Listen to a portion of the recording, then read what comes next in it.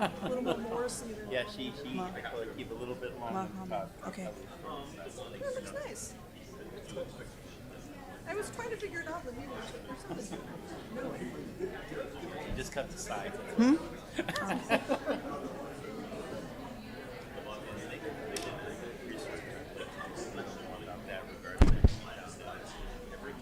Yeah, it's, you know,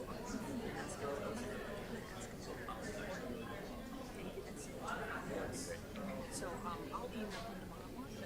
Okay. I'd like to see that. Yeah. That was because I called it a few minutes because I'm trying to, you know, I want to do the right thing. Good evening, everyone. I would like to call the meeting of the Tucson Unified School District to order. Roll call, please.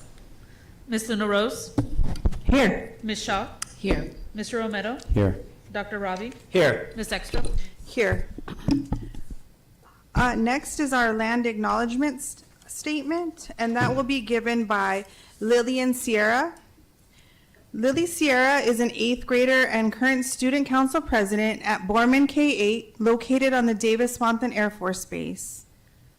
She participates in many activities throughout the community. These include being a Girl Scout for 9 years, earning both a bronze and silver awards, as well as a Life Scout in Scouting America. She has been on the Southern Arizona Aquatic Association swim team since the age of 4. She runs track for Borman and does some acting at Valley of the Moon. Thank you for being here, Lily, whenever you're ready. Okay.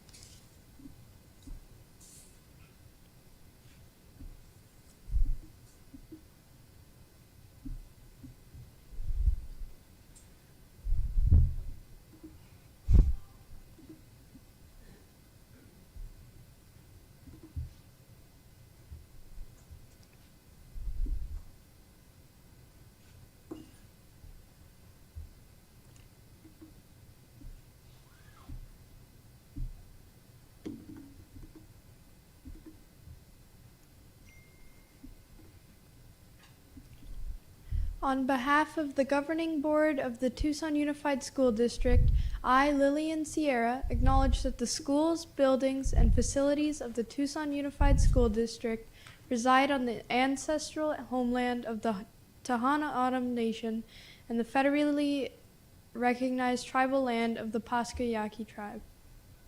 Thank you so much.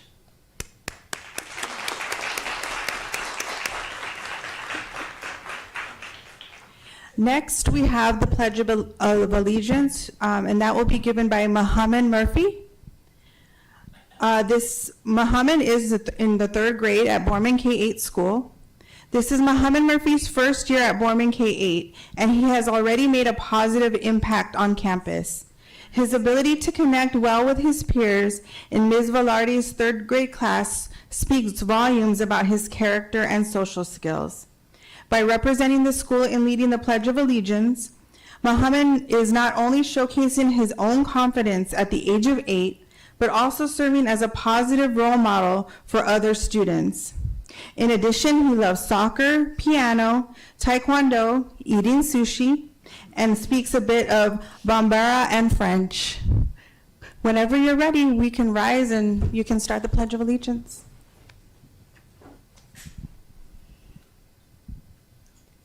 I pledge allegiance to the flag of the United States of America and to the republic for which it stands, one nation, under God, indivisible, with liberty and justice for all. Thank you so much.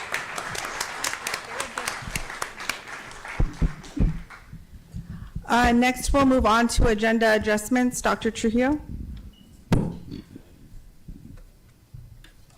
Administration doesn't have any recommended agenda adjustments.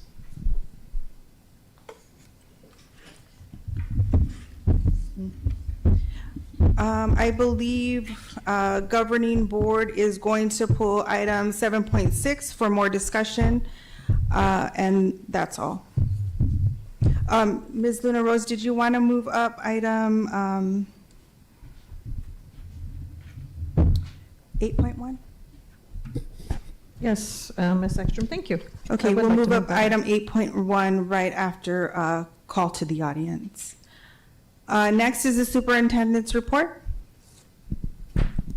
Yes, President Extra and members of the governing board, I'd like to welcome all of those in the TUSD community.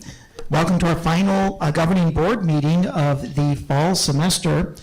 And tonight, as we begin our superintendent's awards and recognition, we have a very special treat to open up our meeting with a special performance by the Tucson High Magnet School Vocal Ensemble.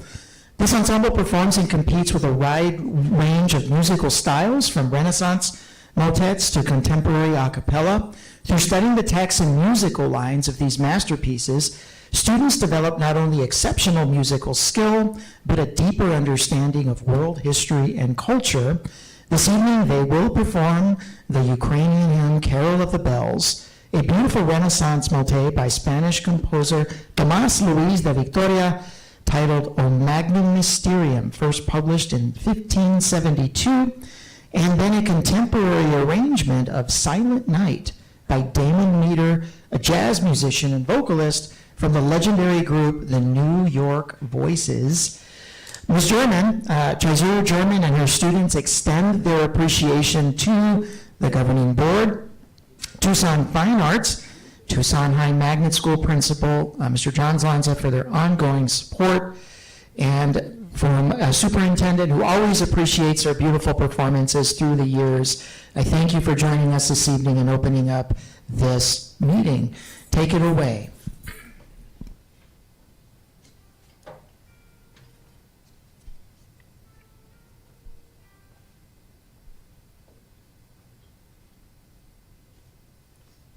Hark, how the bells, sweet silver bells, all seem to say, throw cares away. Christmas is here, ringing and chilling, ding, every morning, ding in the fall. Ding dong, ding dong, that is the song, with joyful ring, all caroling. One seems to hear words of good cheer from everywhere, filling the air. Oh, they're down, raising the sound, all and they're telling it to gaily they ring, while people sing songs of good cheer. Christmas is here. Merry, merry, merry, merry Christmas. Merry, merry, merry, merry Christmas. On from the song, on without a their joyful tone to every home. All the bells, sweet silver bells, all sing the same, no cares away. Christmas is here, ring and cheer, too young and old, nick in the floor. Ding dong, ding dong, that is the song, with joyful ring, all caroling. One seems to hear words of good cheer from everywhere, filling the air. Oh, they found raising the sound, violent and telling it to gaily they ring, while people sing songs of good cheer. Christmas is here. Merry, merry, merry, merry Christmas. Merry, merry, merry, merry Christmas. On the song, on without a their joyful tone to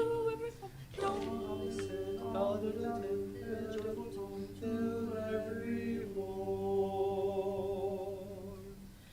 Ding dong ding dong.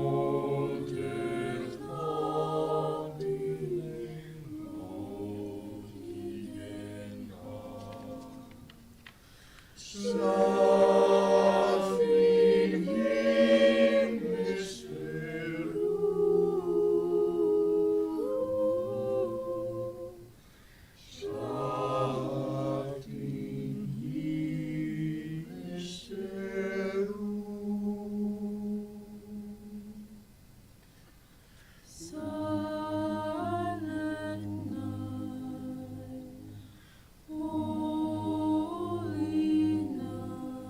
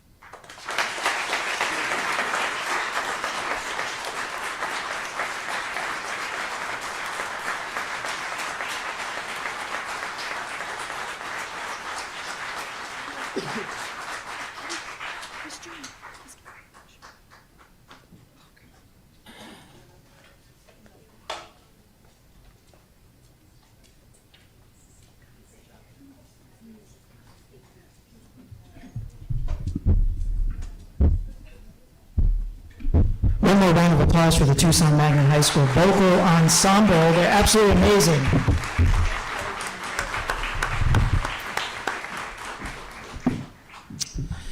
And now my favorite part of governing board meetings, we celebrate student, staff, and community partner excellence.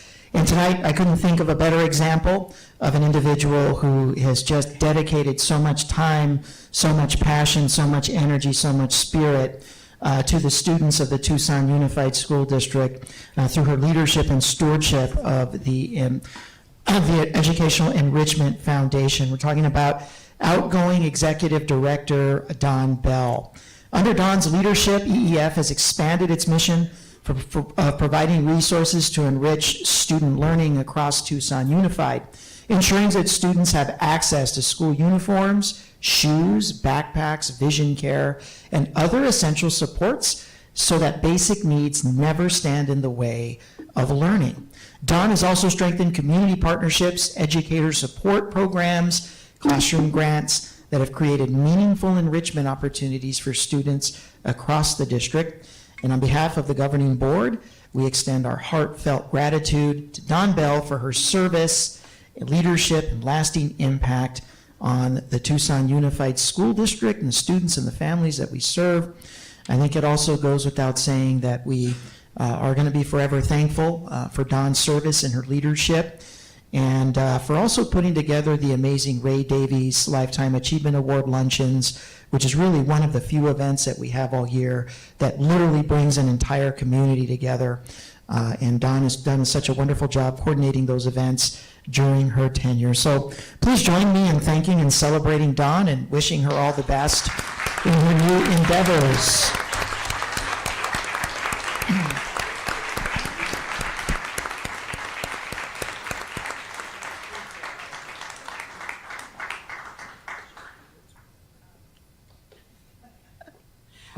Thank you. I appreciate that. Thank you, Dr. Trujillo and the governing board members. This recognition reflects the dedication, support, and heart of the people around us. And I'm grateful for all the people that supported me for the past 6 years, including you, staff, TUSD folks that I met, my governing board also. And I've learned, and I'd like people to understand and know, that TUSD is full of kind and generous people who sincerely care about the kids in our community. And I want to tell those folks to keep up the good work. I truly don't think I've had a more rewarding job in my career. So I appreciate the time. Thank you very much, and good luck to everyone in TUSD for the future. Thank you.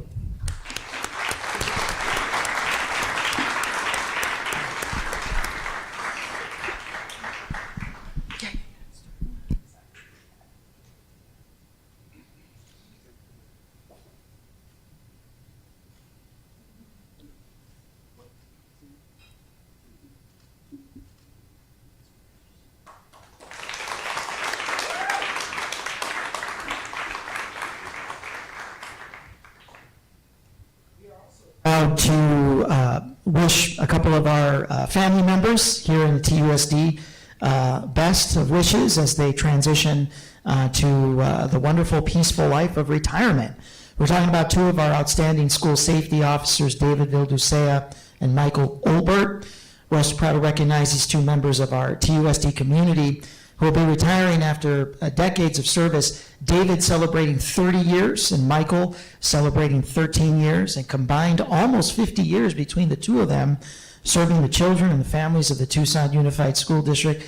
David and Michael are passionate public servants whose hearts have always pointed towards doing what's right for students, families, and our community. Before joining Tucson Unified, both served as law enforcement officers here in Tucson, and long before that, they began their journey together as law enforcement explorers with the Arizona Department of Public Safety as teenagers. From those early days to serving side by side in TUSD and now retiring together, their paths have remained uniquely intertwined. David and Michael, thank you for your dedication and your commitment to Tucson Unified. We wish you a retirement filled with joy, fulfillment, well-earned rest, and happiness. And on behalf of the Tucson Unified School District, we thank you both for almost 50 years of keeping children safe on their way to school, while they're at school, and on the way home, and for looking out for our community as well. So let's give David and Michael a round of applause. Come on up, we've got some recognition for you.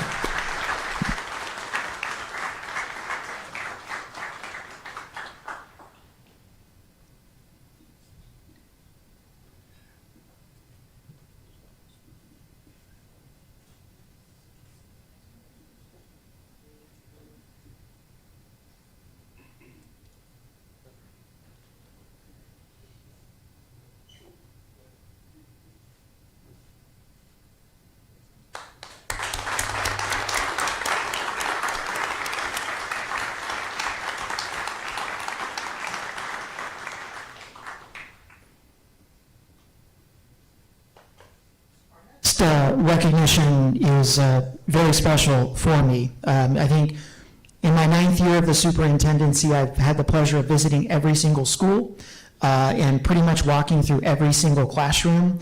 And we have staff members that come and staff members that go. We have amazing teachers that are here for a season, gone the next. We have folks that transition to different phases in their lives, or they work for us for a season or two, and then they move to another state, another industry, another profession, or maybe even another school district. But the excellence on display in Selena Morales' classroom is a landmark in this district. It is a foundational part of the Carrillo community and a foundational part of our excellence as a school district that you can set your watch by. You can see it every single year. I average at least a visit a year going to see Selena in action. And so for me, it was no surprise that she has been named the 2025 Raytheon Leaders in Education Award recipient for the Early Education Division.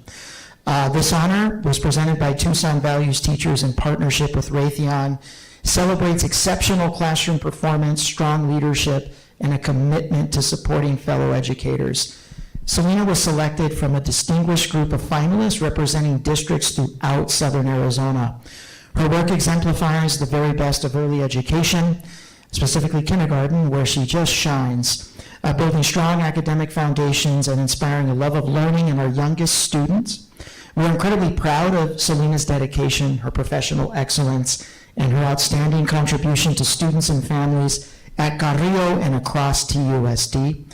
Congratulations, Selena, and thank you for representing Tucson Unified with excellence and with pride. And as somebody who has walked through just about every single kindergarten classroom in this district, I see no one better than you. So congratulations. It's an honor to work for you, and thank you for your continued service at TUSD. Come on up.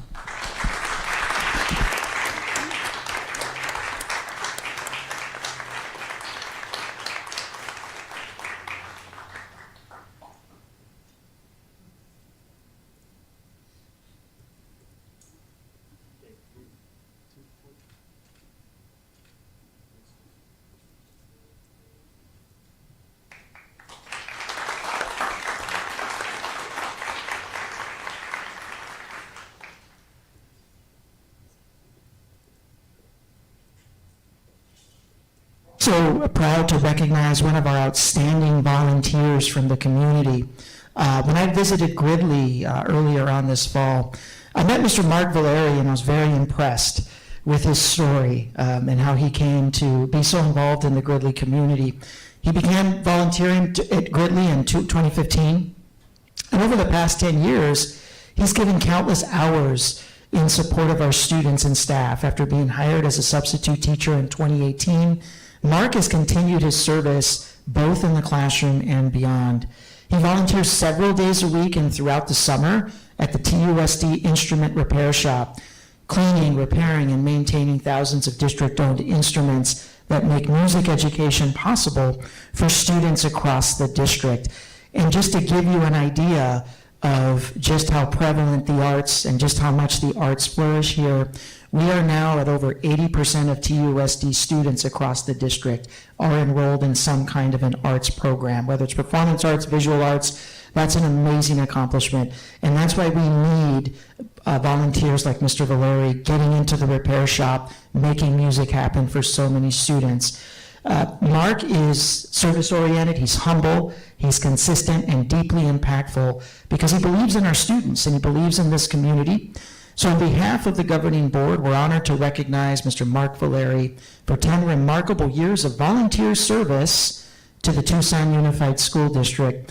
We thank you, Mark, for your generosity and for being such an integral member of the Gridley community and the Tucson Unified community. So please, let's give a round of applause for Mr. Mark Valeri.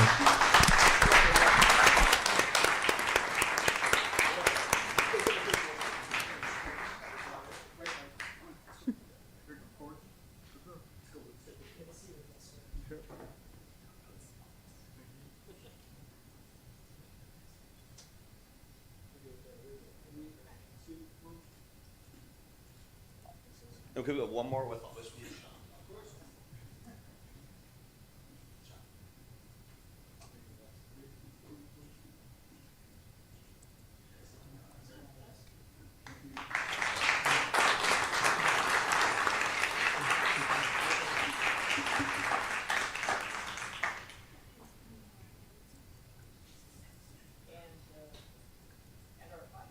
Mission this evening honors student excellence, specifically Liliana Munoz of Choya High School, who has been named one of Arizona's 2025 finalists for the Presidential Awards for Excellence in Mathematics and Science Teaching, known as PAEMST, PAMIST, I guess that's the acronym.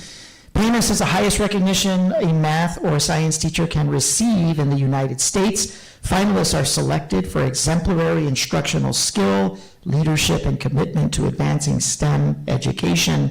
Liliana represents the very best of TUSD, championing her students, elevating mathematics learning, and contributing to academic growth and strength at Choya and our broader Tucson Unified community. Liliana, congratulations on this prestigious honor, and thank you for your dedication and leadership. So please join me in celebrating Ms. Liliana Munoz for this wonderful, wonderful honor.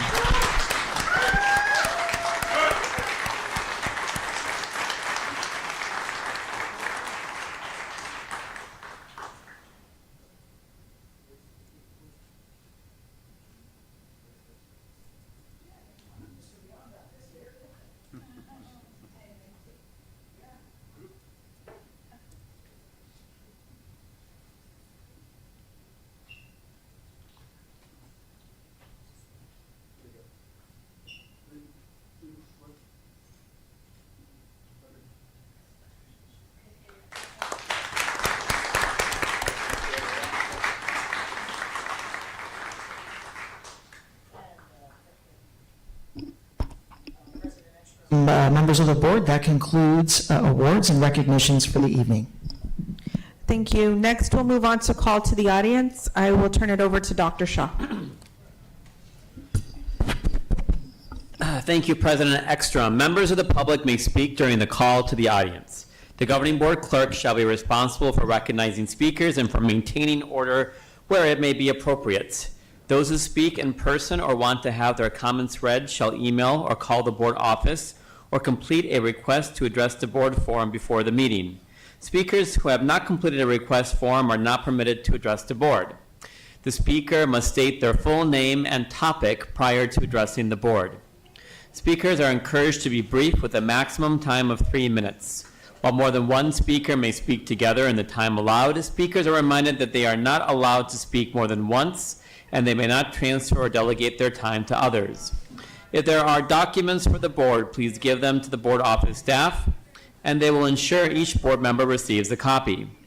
Those attending the meeting and or speaking before the board shall observe rules of good conduct. Speakers should also refrain from inappropriate or slanderous remarks. And because TUSD serves students from preschool through high school, speakers should be aware there may be children present and listening. At the end of the call to the audience, the governing board president will ask if any board member wishes to respond to criticism, wish to ask staff to review a matter, or wish to ask that a matter be put on a future agenda. No more than 2 members may address each topic. Contents of this card are public information. All right, tonight we have 7 in person and none to be read. We'll start with Judy Moreland, followed by Cruz Silva.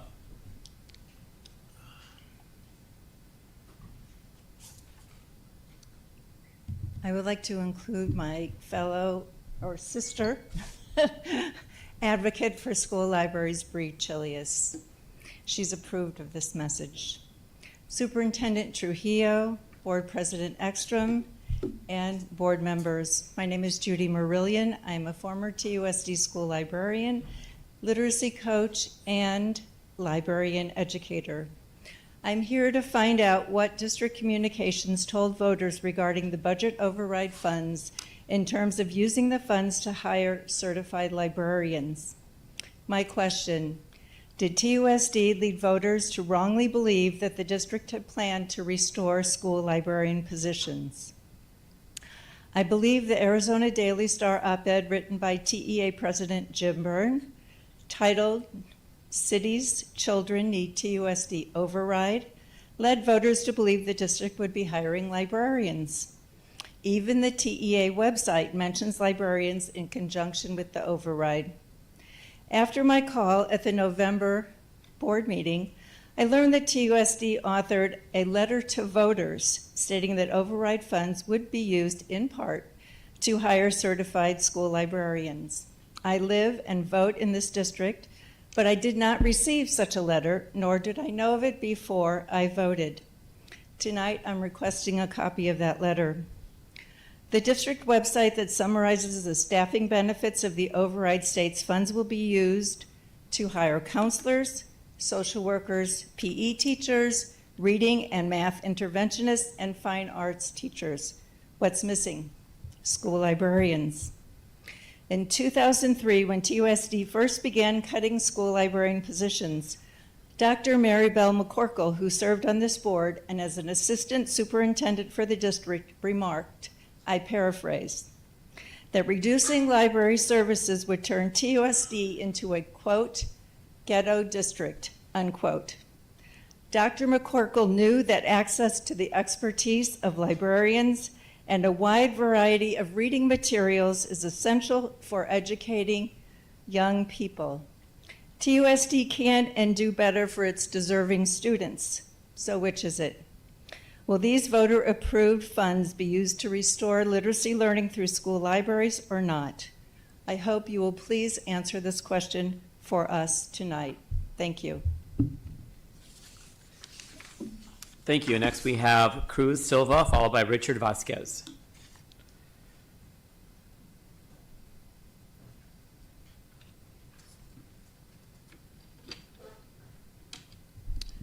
Good evening, Madam President, members of the Governing Board, Superintendent Dr. Trujillo, and TUSD leadership. My name is Cruz Silva, and I'm a proud parent, community member, and Vice President of the Davis Romero PTA.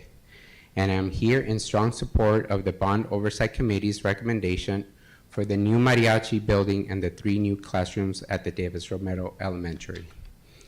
Our school recently celebrated its historic name change to Davis Romero, a day to honor the legacy of Doctora Romero and a moment where generations of students, teachers, and families came together in unity and pride. Fue un día lleno de comunidad y esperanza. It reminded us that Davis Romero is not just a school, it's a home, a cultural hub, a beacon for bilingual and bicultural excellence in Tucson. At the heart of this identity is our mariachi program. Davis Romero is known across Tucson for the Mariachi Aguilitas, a program that gives students belonging, confidence, and cultural pride. My daughter is a 3rd grader and a proud Aguilita. I've watched how this program transforms all these students. La música les da fuerza y la cultura les da su identidad. But this success has outgrown the current space. Students rehearse in areas not designed for music and for growing numbers of children who want to participate. A new building and the additional classrooms would finally give our students the safe, adequate space they deserve. As PTA Vice President and an active volunteer, I've seen firsthand how Davis Romero offers our community and how much more we can offer with the right facilities. This is exactly the kind of investments voters envisioned when they supported this bond. Spaces that honor culture, expand access, and inspire our students for generations to come. Nuestra comunidad lo merece. Nuestros estudiantes lo necesitan. I respectfully urge you to support this recommendation. This is an investment not just in a building, but in our children, our culture, and our future. And as I tell my daughters, todo se puede lograr con ganas, with ambition, determination, and with a big heart. Muchísimas gracias. Thank you. Next, we have Richard Vasquez, followed by Steve Valencia. Richard Vasquez. All right, next we have Steve Valencia, followed by Richard Isaac. Excuse me, is it Michael Vasquez? I have Richard Vasquez. Is there a Richard Vasquez? I don't have a Michael Vasquez here. Was there an error? All right, we'll do Michael Vasquez, followed by Steve Valencia then.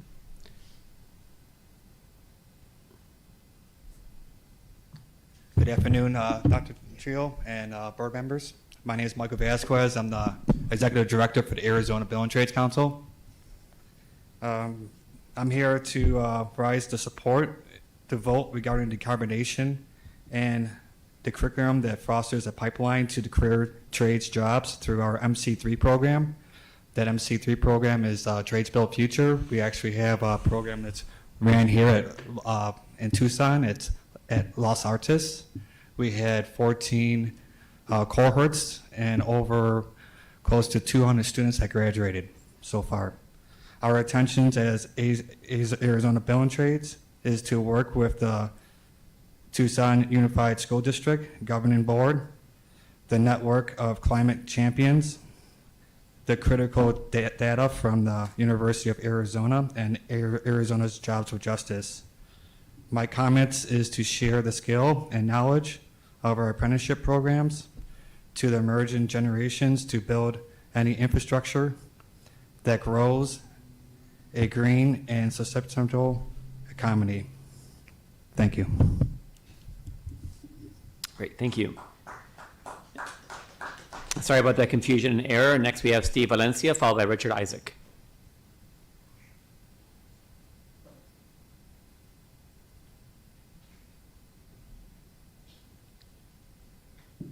Good evening, everyone. Dr. Trujillo, President Ekstrom, board members.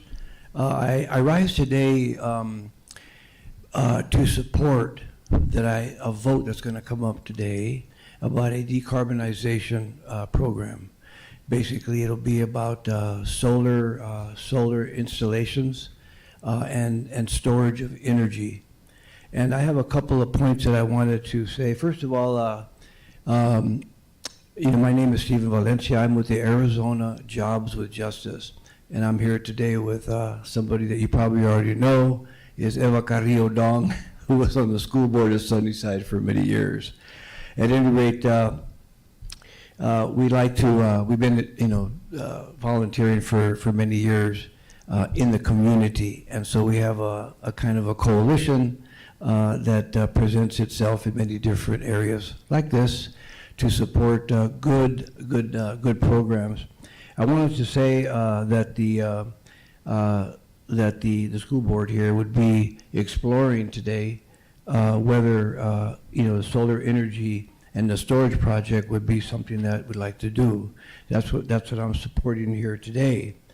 Given the new deadlines of the Inflation Reduction Act, tax credits for solar energy projects, the Heartland Capital Strategies consultant, we are collaborating with this Ramsey Stevens, is working with the Tucson team to identify contractors who can advance solar projects for the schools on a faster track. The Arizona Building Trades has been able to launch its apprenticeship readiness program, Building Futures, as separate 501c3 in order to expand its ability to receive funding. the grant money has been enabled the Arizona Building Trades to develop green jobs curriculum and begin to expand into school systems to offer MC3 curriculum and ultimately win project labor agreements for school retrofitting. These conversations are advancing in Skyline, a district on the reservation outside of Phoenix and Tempe. Building Futures is focused on recruiting more women and BIPOC people into the trades and is developing women-only cohort. I got to tell you that I've worked quite a bit with the building trades, when I was a younger person. And all I can tell you is that it's the skill and the knowledge of the building trades. Once that can be imparted to young people in curriculum, they'd be able to build the infrastructure of the future, one that is based on sustainability and a green economy. Thank you. I think my time is up. Thank you. Next, we have Richard Isaac, followed by Cameron Rodriguez. Richard Isaac, are you here? Is there another Isaac last name? Okay, next we have Cameron Rodriguez, followed by Georgina Agosto.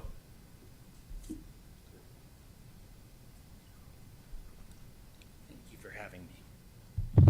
Just to test.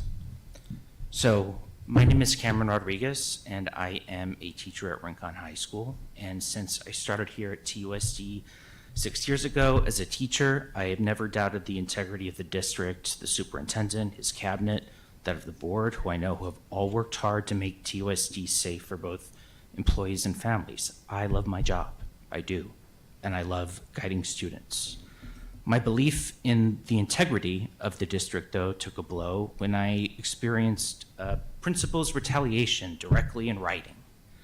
Following policy, I made an EEO retaliation claim with the then director of employee relations for the district. Retaliation law is clear about its protection for those who fail to pay work for a complaint. And regardless of the outcome, one is supposed to be protected from one's own boss trying to get you back for being a nuisance to them. It was an unpleasant surprise when the then director of employee relations closed my claim inside the intake without investigation. When I asked about the policies that guided her decision, she did not respond, instead directing me back to the retaliatory principal. My complaint was thrown out on the basis of arbitrary discretion, and I was left without the federal protections I was entitled to. I brought my concerns of this EO process that was irregular to general counsel, the superintendent, even the board right here. I thought that the fact it was a civil rights matter would ensure fair hearing, especially given TUSD's 50-year desegregation ordeal. It did not. The board gave me a perfunctory response, and I never heard from them again. I filed suit to produce district communications that would show the retaliation at hand, but I experienced the district breaking its silence twice, once when it confirmed the retaliation principle evaluating me, and second, it happened when I submitted my workers' comp claim and the district sent in their part more than a month late and with misinformation, so that it was denied. My knee has been in great pain every day, and a decision made on questionable information from the same principal, that's been my punishment for questioning district leadership. As of last Monday, a presiding judge of the Superior Court ensured that the district will now release the files that I asked for eventually, but less than 50 years out of segregation, here we are. I did not expect former educators to condone bodily harm and withhold medical treatment out of spite.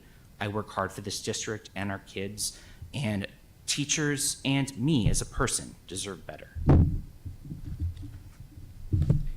Thank you, Mr. Rodriguez. Next, we have Georgina Agosto.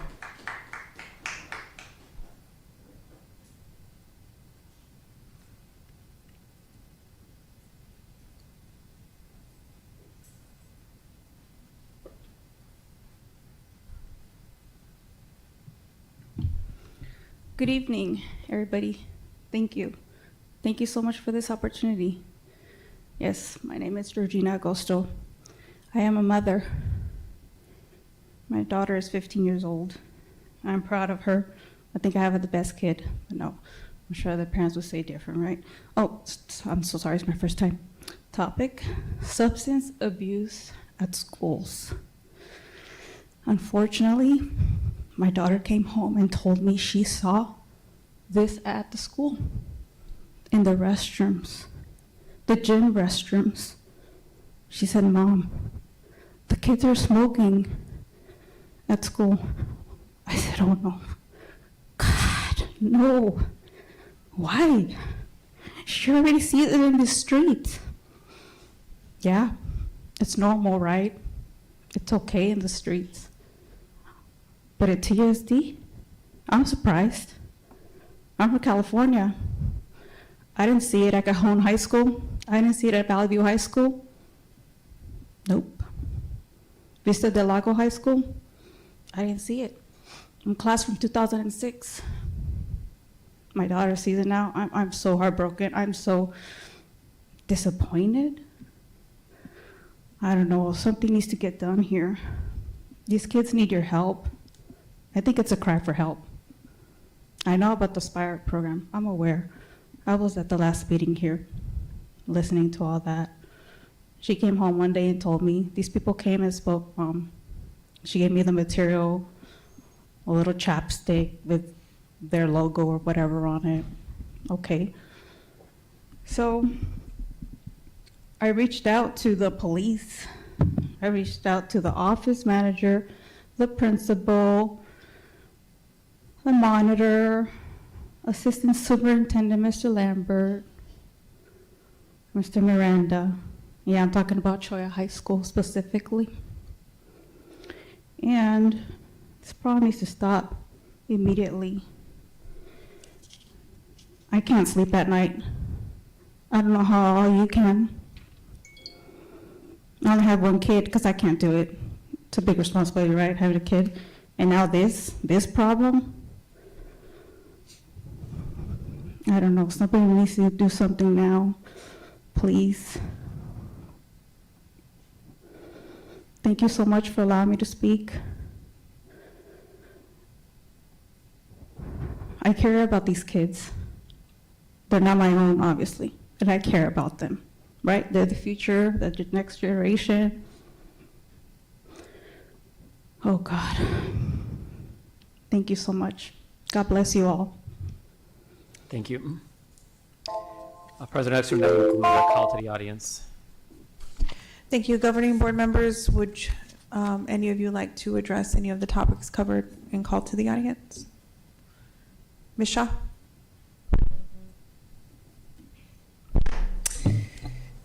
Thank you, everyone, for speaking tonight.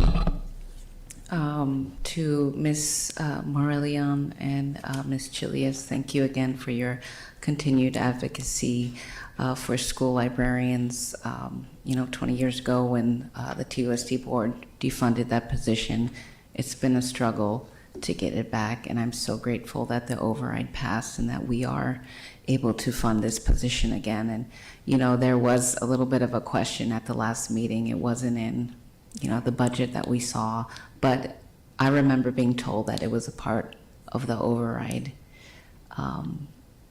And I would like to ask staff to send a letter that we drafted here as a board to Ms. Merliam, because I know I added librarians into that, and I was told it was a part of the package. So let's please keep advocating so that we can get certified librarians in every school. Thank you, Mr. Silva, for your advocacy and service on the PTA. I will definitely be voting yes on that item. Thank you to Mr. Vasquez and Mr. Valencia for advocating for that item as well. I'll be approving that. And at our last meeting, we learned a lot. We were reminded that TUSD pays $6 million a year in utility costs, and we're at 40% solar right now, which is great, but let's get to 100. And I appreciate Jobs for Justice for helping us get there.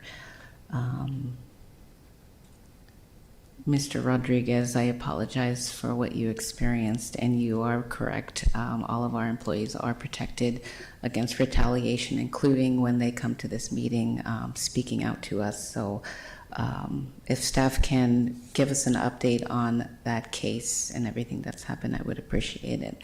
And then to Ms. Augusto, I'm so sorry for what your daughter is experiencing. It's definitely happening at many of our schools, and it's something that we're trying to grapple with. How do you control what happens in a bathroom when that's typically a private space, and we're coming up with ideas that not really are working. We're closing bathrooms so we can have more monitors present so that that won't happen. But it's an ongoing issue, and so it's something that I certainly want to fix, and I wouldn't say we're doing our best, but I want to get to the point where there is no smoking on the TUSD campus. And with that, thank you. Any other governing board members? Mr. Romero? Yes, again, thank you very much, Georgina, for bringing that on up. And yes, like Ms. Shaw mentioned, it is an issue that we need to continually look at. If we could wave that magic wand, I know us as a board would love to do that. And I guess it comes down to when we look at our code of conduct, looking at other options to make it a little bit stricter on those things.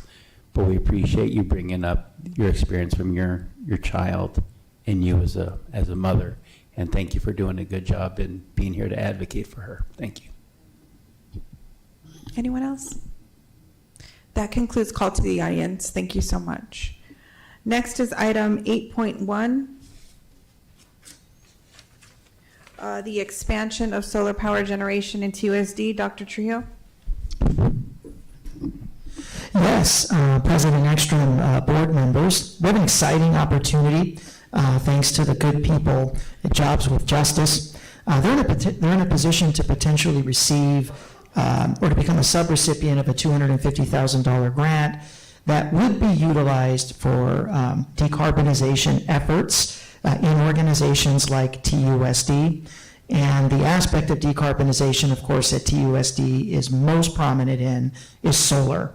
Right now, 41% of TUSD's overall energy is produced by the sun, and it's no secret that we want to drive to 100%. Being able to receive this grant would certainly be a big step forward in that endeavor. And the ask here tonight is that we dedicate staff time. We have a wonderfully dedicated staff member, Tina Cook, Tina Cook is actually one of the original staff members that was on the ground for the installation of the solar panels that you see around the district now. So she's already well versed in the work and the logistical arrangements that need to happen. But of course, anytime we dedicate staff time away from district business, actually consider this to be district business, we always want to make sure we bring it to the board for authorization. So with that, I would turn it over to the board. If you have any questions, I know Mr. Valencia is here representing Jobs with Justice for any additional questions. Ms. Ekstrom? Yes, Ms. Luna Rose. Well, I wholeheartedly support this item, and I just wanted to give thanks to Mr. Vasquez, Mr. Valencia, and Ms. Carrillo Dong for coming here this evening. I've been meeting with them about this issue, and I'm excited that they came to us because this was time sensitive. And this vote tonight is going to really help this along as opposed to waiting to January. So I appreciate Mr. Valencia's beautiful tenacity that he carries with him on every project he does, and reaching out to me and having many a discussion. So I just want to say that I support this item, and I would like to move the item. I'll second. The item has been moved and seconded. Discussion, Mr. Romero? Yes, so during the call to the audience, Mr. Vasquez had mentioned something about a program with the youth. And I'm not familiar with how that works with this organization. Is there someone that can speak to a little bit more about that?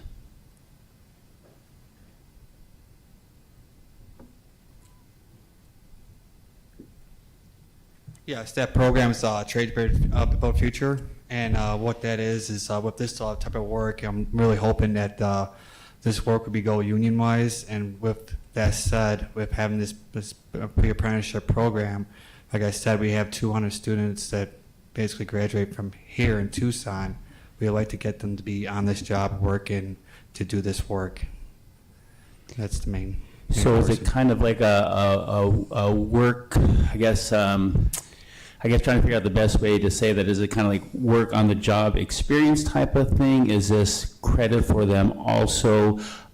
Is this, they've had interest in this type of work and they're gaining this? Are they taken under different wings on that one? I just want to understand, again, being in the construction industry, just want to understand a little bit more of how we're bringing these youths in our community, which I guess I'm all for, especially with construction and the trades.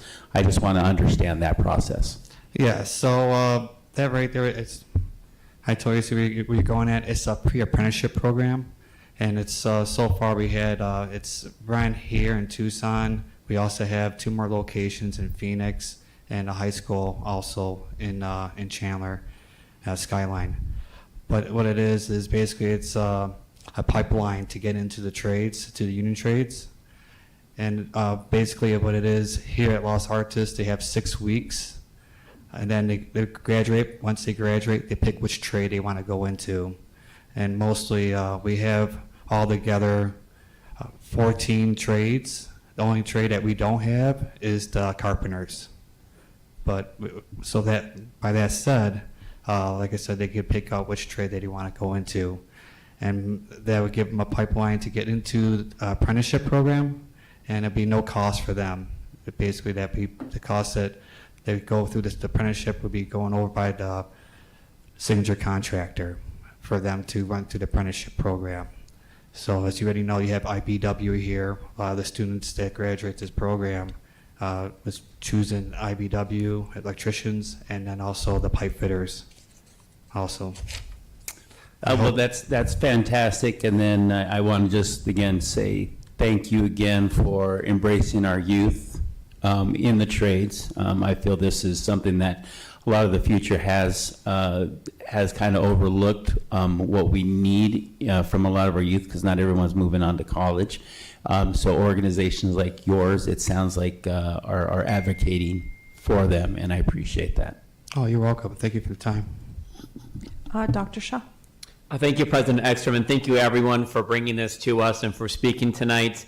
I really appreciate the opportunity to get these sources of funding and expand solar in our district. This will get us closer to our climate mitigation goals as a district, help reduce costs in our operations, and really make an impact for our environment, for our students, and for the future of Tucson. So I'm excited to vote for this tonight.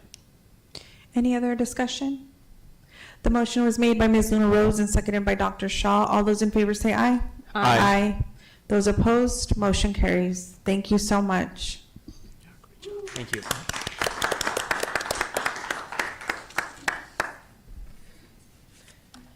Next, we'll move on to the consent agenda, and those are items 5.2 through 5.14. Dr. Trujillo. Yes, President Ekstrom, board members, I'd like to recommend the governing board consideration of our consent agenda tonight as arranged and presented. Governing board members, are there any items you'd like to pull? If not, do I hear a motion to approve items 5.2 through 5.14? So moved.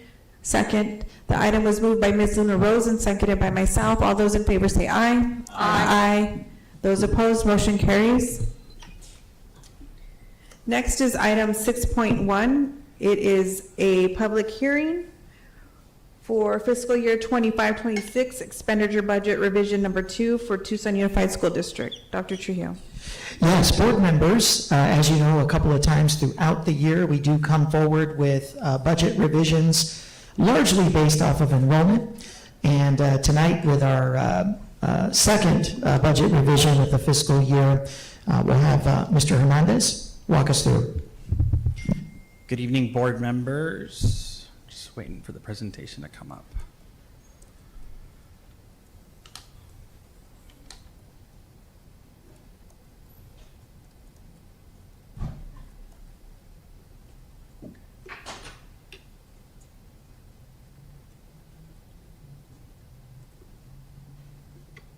All right. So as Dr. Trujillo mentioned, this is budget revision number 2 for the current 25-26 fiscal year. So the purpose behind our budget revision, just to kind of, this should be review for all of you, but we're required to make adjustments to our M&O and capital budget limits if they exceed 1% of the general budget limit that ADE calculates, which they did calculate, and they did determine that the original revision number 1 from August, the budget limits there did exceed what they've calculated, so by law, we're required to have a December revision. We're also making adjustments for anything coming in from the prior fiscal year, just capturing additional capacity, either in the budgets themselves or carry forward that needs to be updated for additional capacity, as well as making adjustments to other funding sources that are part of our overall operating funds, like our grants or classroom site fund, among other ones. Just to provide you kind of just an initial projection on ADM, because obviously this is one of our biggest, this is the single biggest impact that we have on our bottom line. So currently our projected 100th ADM is 35,880, a drop of about 3.3% from the 100th day of last school year. If you recall, when we created the adopted budget that was presented to you in July, that incorporated a 1.5% decrease in ADM. Obviously, the decrease is now greater than that, so we obviously have to bring that in line with the projected average daily membership. The largest decline came in elementary, specifically our first grade. First graders dropped by 8.5%. In middle school, there was a drop of about 3%. Eighth graders were our largest loss. Or are currently our largest loss. This is our projection because our 100th day will come and go in January, so this is kind of where we stand as of today. And in high school, sophomores are approaching 10% of our total losses. So those grades that you see with an asterisk on them were grades that actually had losses last year that all now have gains in the current year. We're very happy to say that kindergartners, last year we had losses in our kindergarten classrooms or our kindergarten enrollment. We have a gain of kindergartners this year, as well as 4th grade, 7th grade, 9th grade, and 11th grade. So we've got several grades up there in all levels of our schools that have seen upward momentum in enrollment, whereas we had losses in the last school year. So there's some items to highlight there, but overall, this is a loss of almost $8 million in budget capacity that we have to true up for fiscal year 26. So what does that look like? So what's changing? We are increasing our M&O budget balance carry forward by $5.3 million essentially. So we originally presented to you an estimate of $19 million. Now the projected amount is over $24 million in budget balance carry forward in M&O.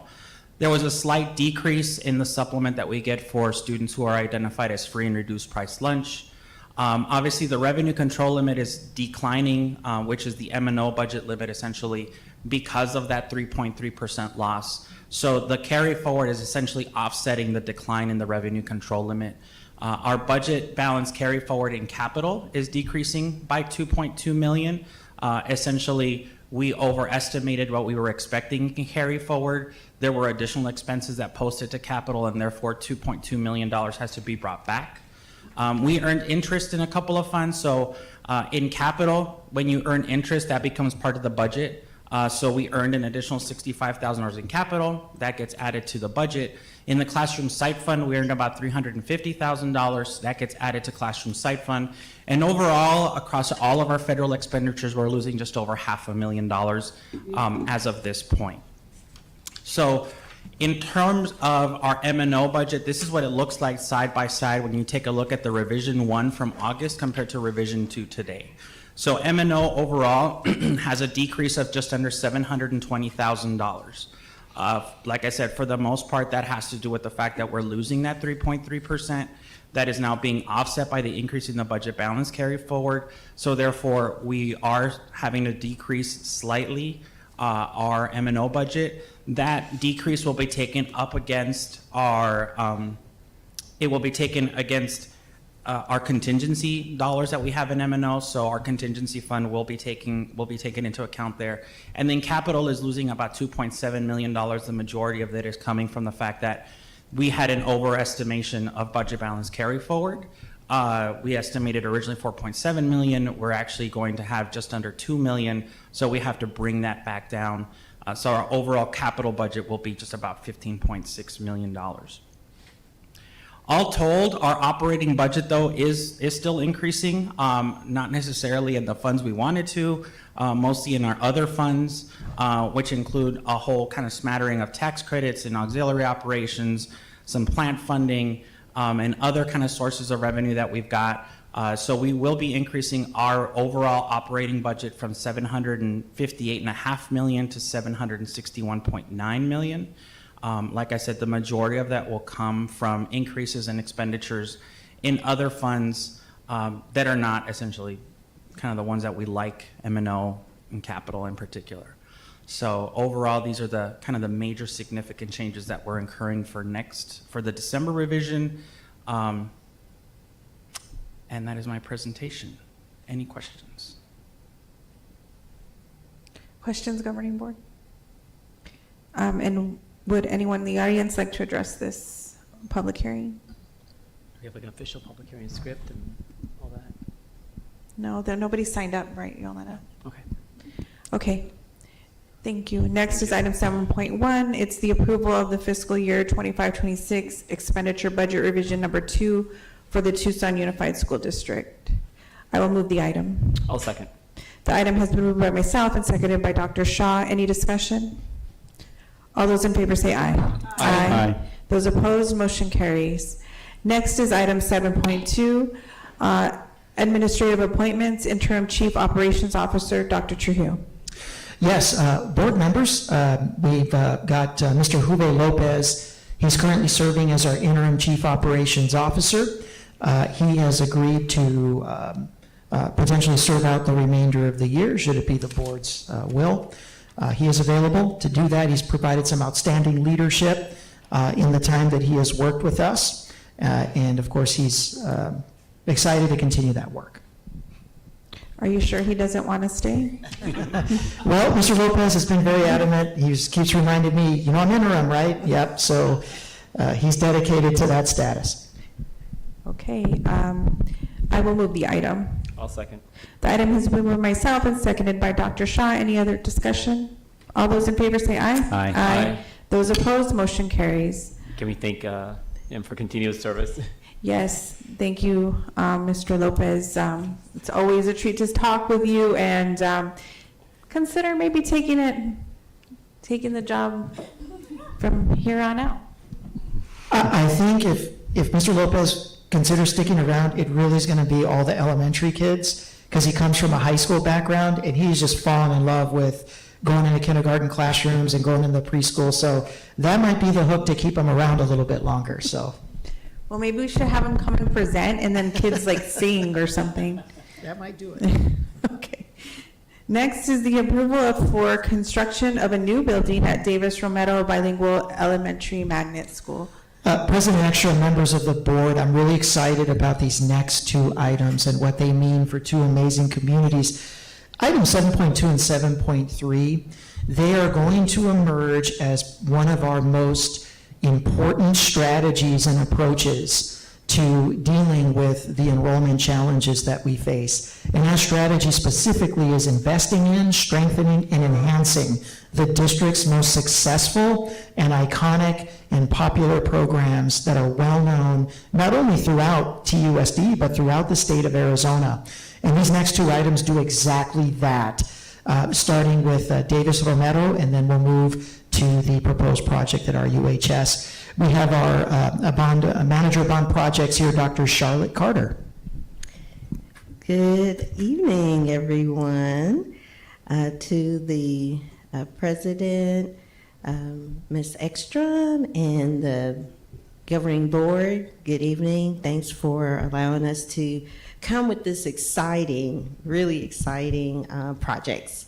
So we're going to start with Davis Romero Bilingual Elementary Magnet. I'm not going to go through every single slide to be kind of brief since we have quite a few things, and I know you had an opportunity to take a look, but I do want to highlight the areas. The mission is the construction of a new building to host classroom space for the prestigious Mariachi program and additional 3 to 6 classrooms for educational spaces. You know the history, founded in 1901. They have the 1981, the school became official bilingual, but key growing enrollment, just like Dr. Trujillo said, and the demands for additional classroom space and space to host a mariachi program. So we have basically lack of space to teach, store uniforms, safeguard instruments, lack for students to change into their uniforms. Nearly two-thirds of the student body participates in this wonderful program in small portable spaces. And so the increase in enrollment forces teachers to share, so on and so forth. We have 3 options that we want to present this evening. We have option 1, which is the mariachi room only. Option 2, which is the mariachi room and 3 classrooms. And option 3, the mariachi room and 6 classrooms.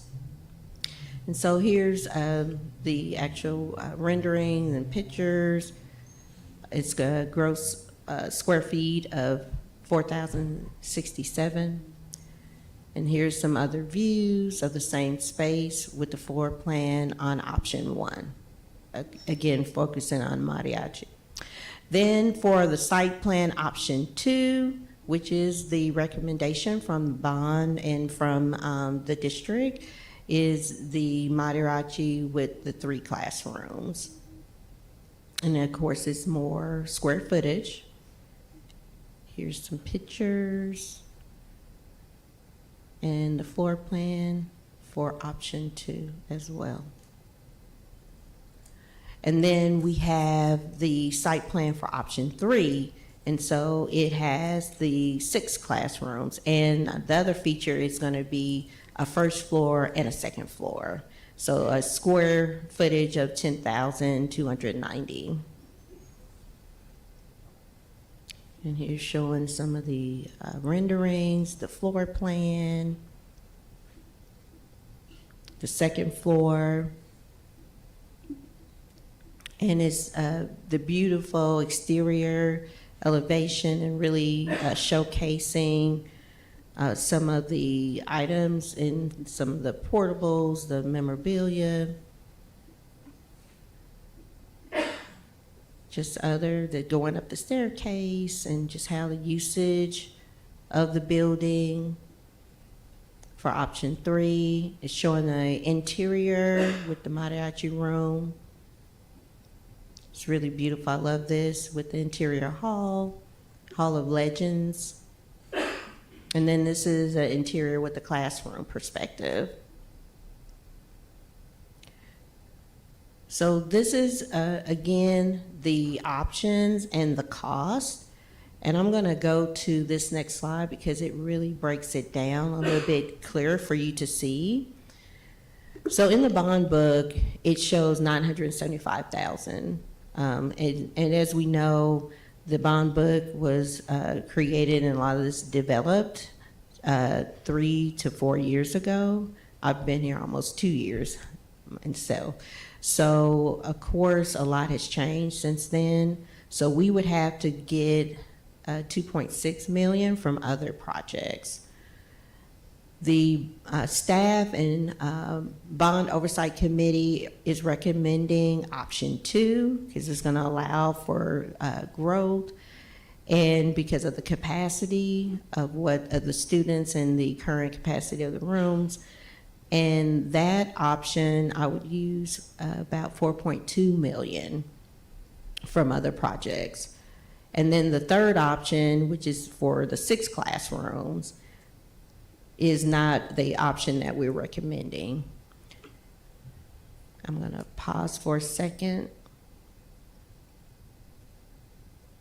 And I'm open for questions. I did provide, as you guys know, the capacity study, then enrollment projections, and then the floor plans as well.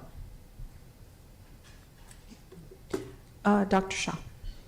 Thank you, President Ekstrom, and thank you, Dr. For being here tonight, Dr. Carter, excuse me, for being here tonight and for bringing some festivity to our meeting. I'm not the only one here.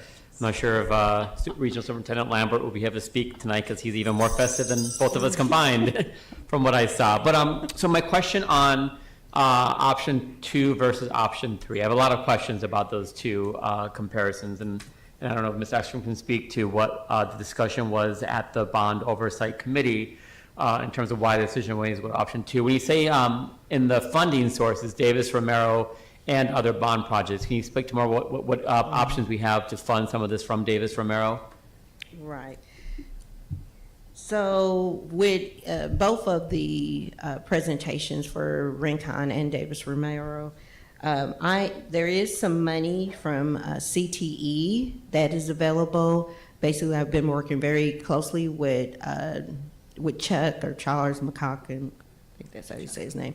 And there's some money that they're not going to be using that I can repurpose and use for this.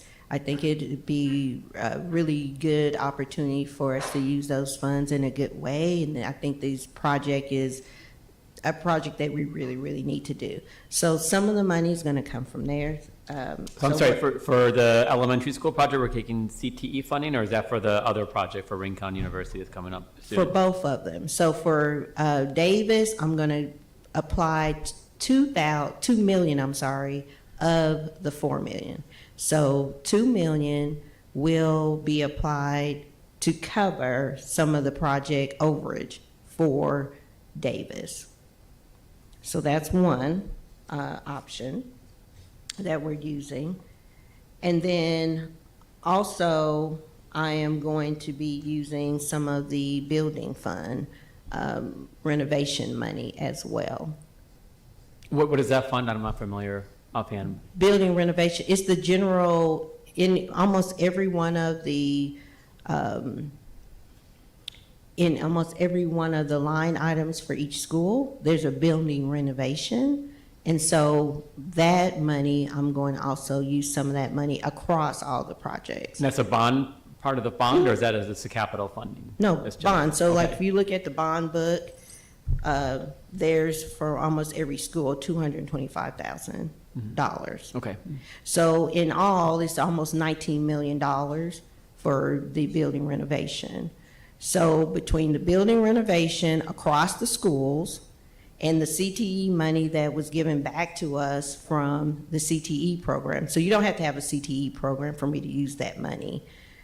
I'm going to use that money to make up the difference for that together with that $4,261,857.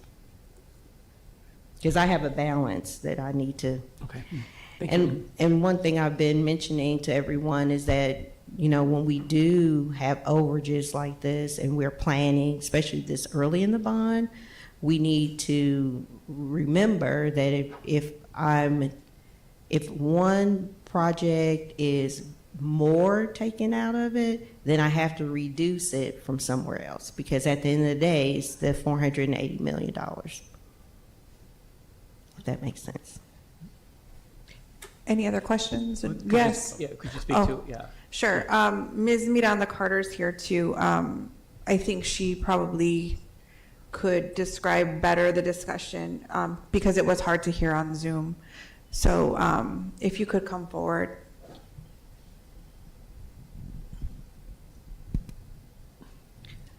But basically there was questions about enrollment and if those classrooms would be utilized to the fullest, And we've known, since I've been trying to come into the district in 2019, I knew my child would not get into Davis. So I just didn't even try because there is such a wait list. That was discussed. And if you want to talk about more what was discussed for at the Bond Oversight Committee meeting. Should I go first or Dr. Trujillo?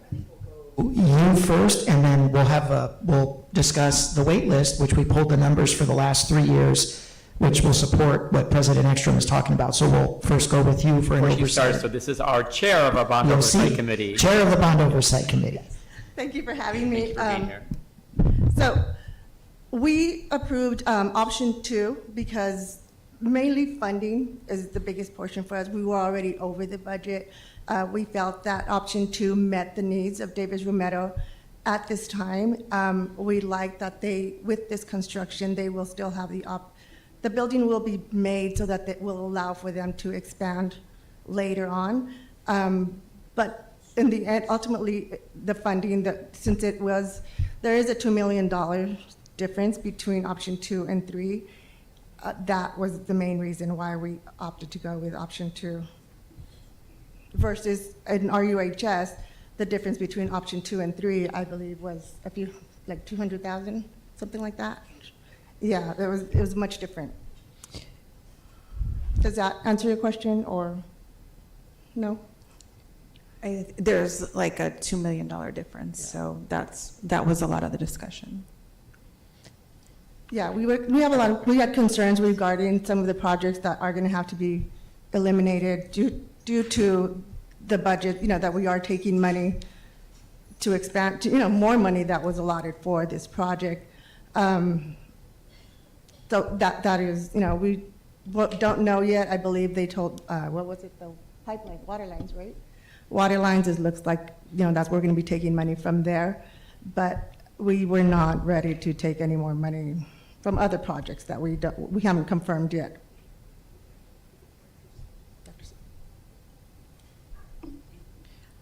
Dr. Trujillo?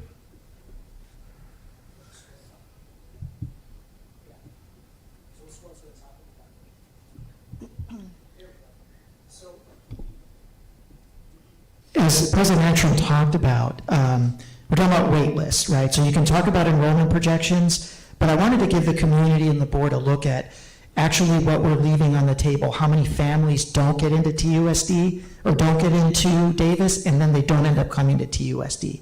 So first you'll see the wait list. We have it broken out by 3 years. You'll see kindergarten by far has the greatest number of families wanting to come in because that is the formal entry point for the two-way dual language program. So it's always going to have the most. When you look, and if you want to scroll down, so we have 97 applications so far for 26-27, and the attachment got messed up a little bit, but this is the percentage by grade level of students that attend Davis from outside of any TUSD attendance boundaries. These are out-of-district students.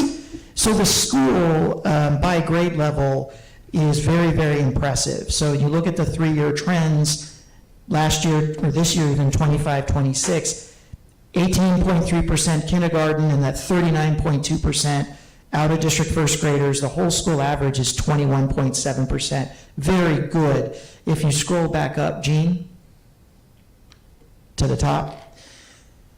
So the wait list, we average just about anywhere between 125 and 150. It looks like we're going to break that this year. We're not even into January, and we almost have 100 applications so far.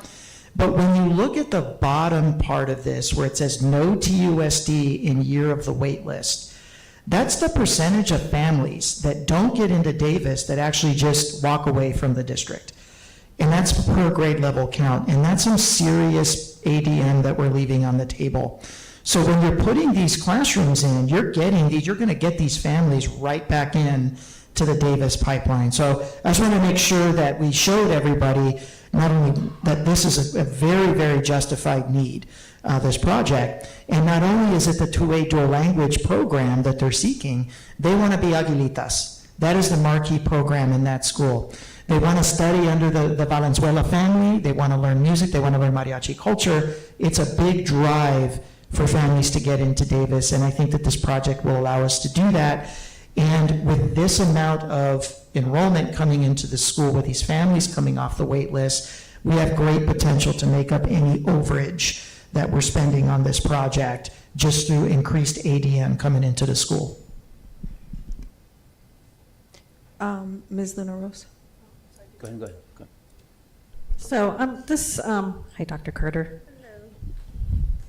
I like the reindeer ears. So cute.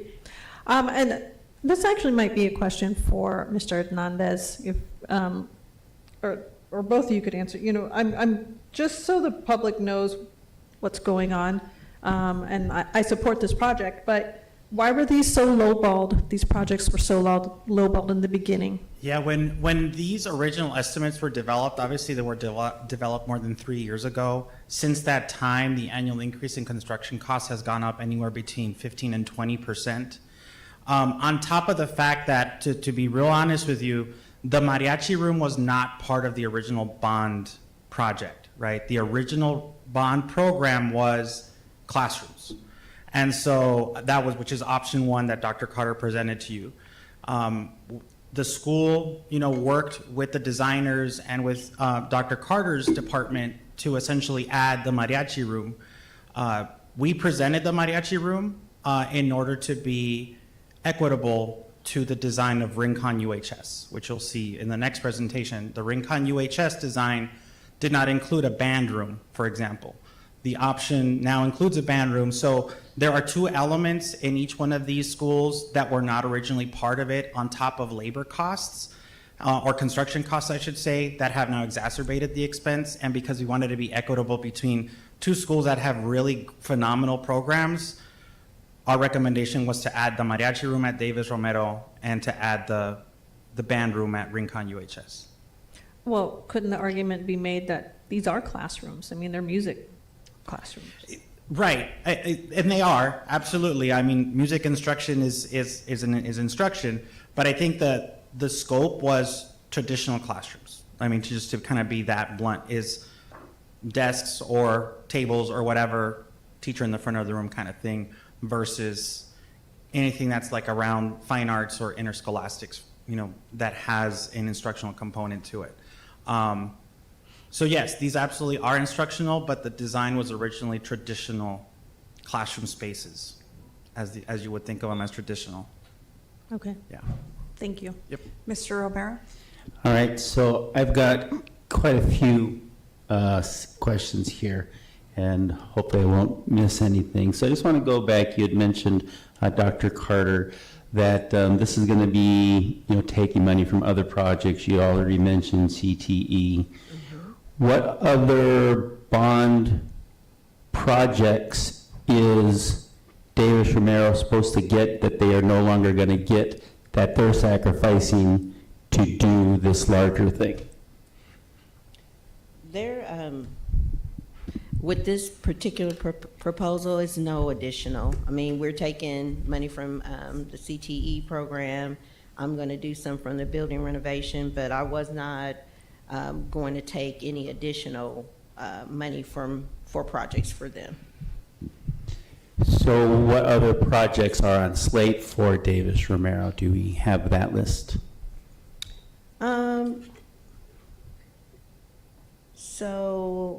Well, I have the more recent. I don't have like what's exactly coming up. What we've already done for Davis, we've done the AED, we've done the security film.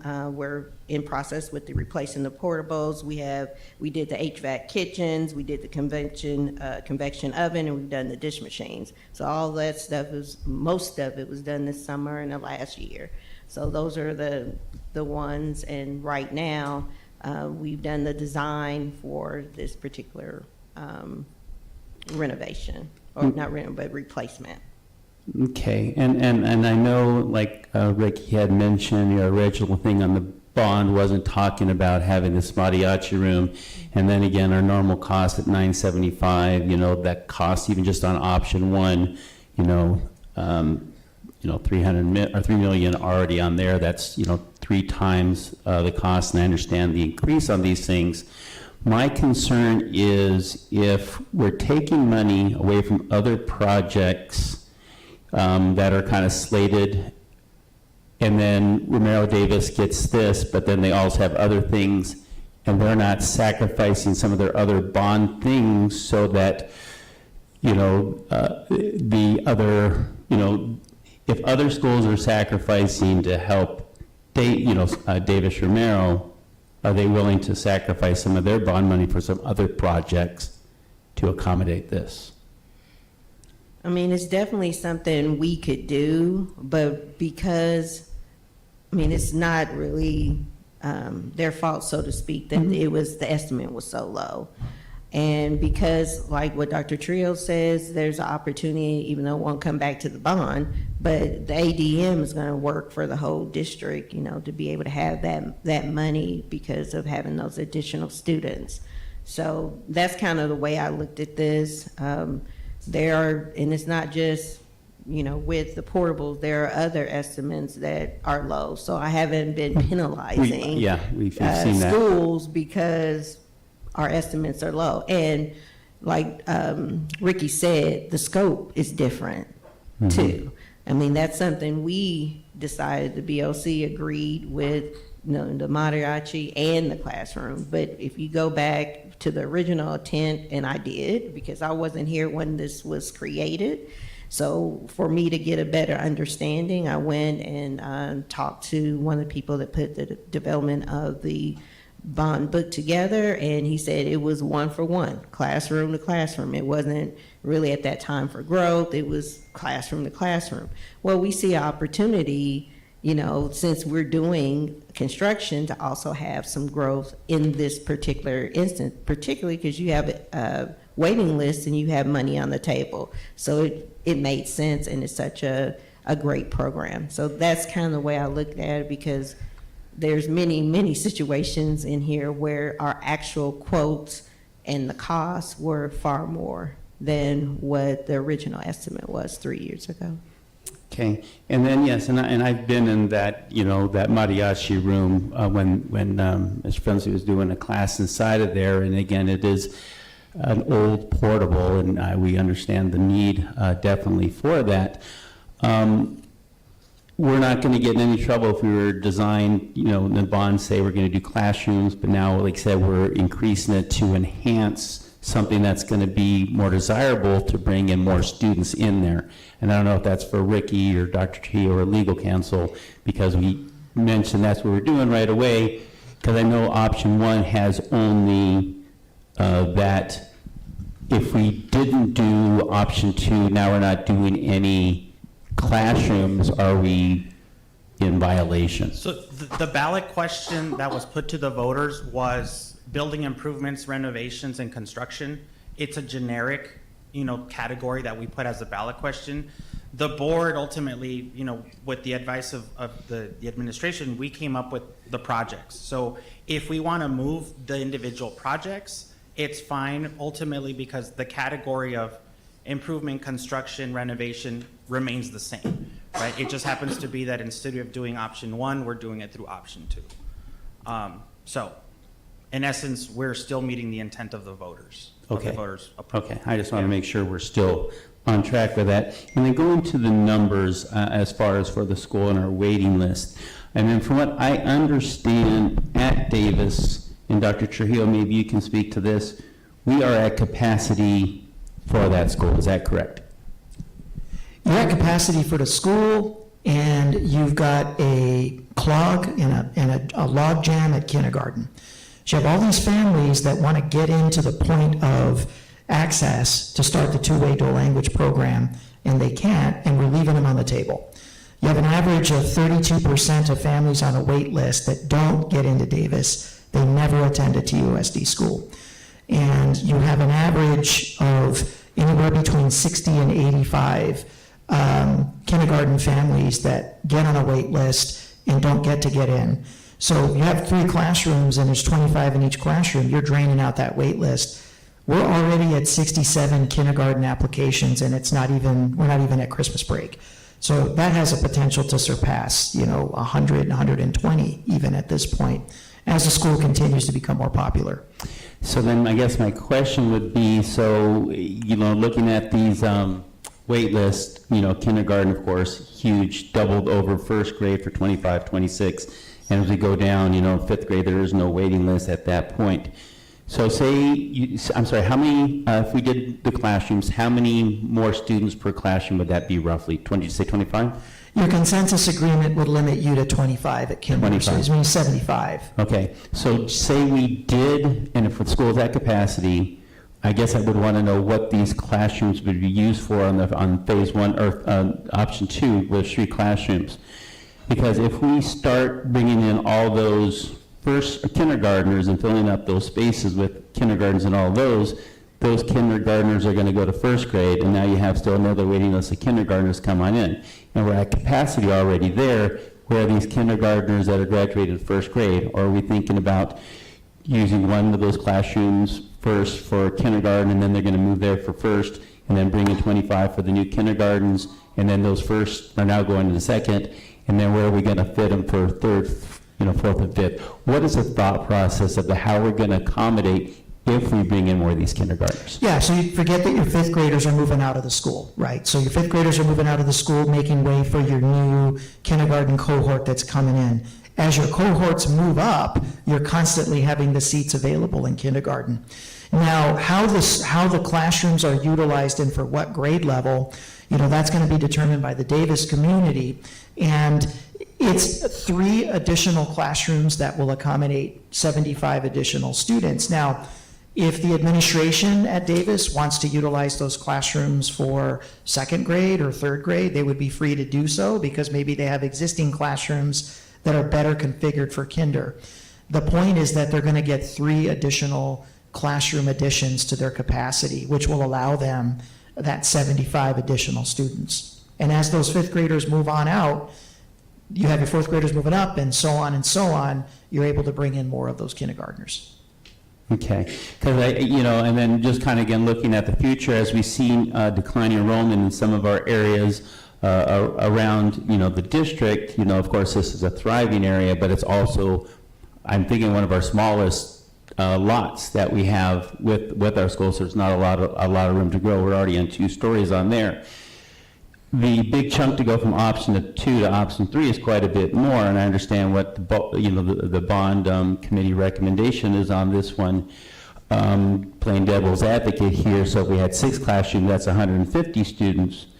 How many years would it take for having that additional students to pay for this additional amount? 6 years.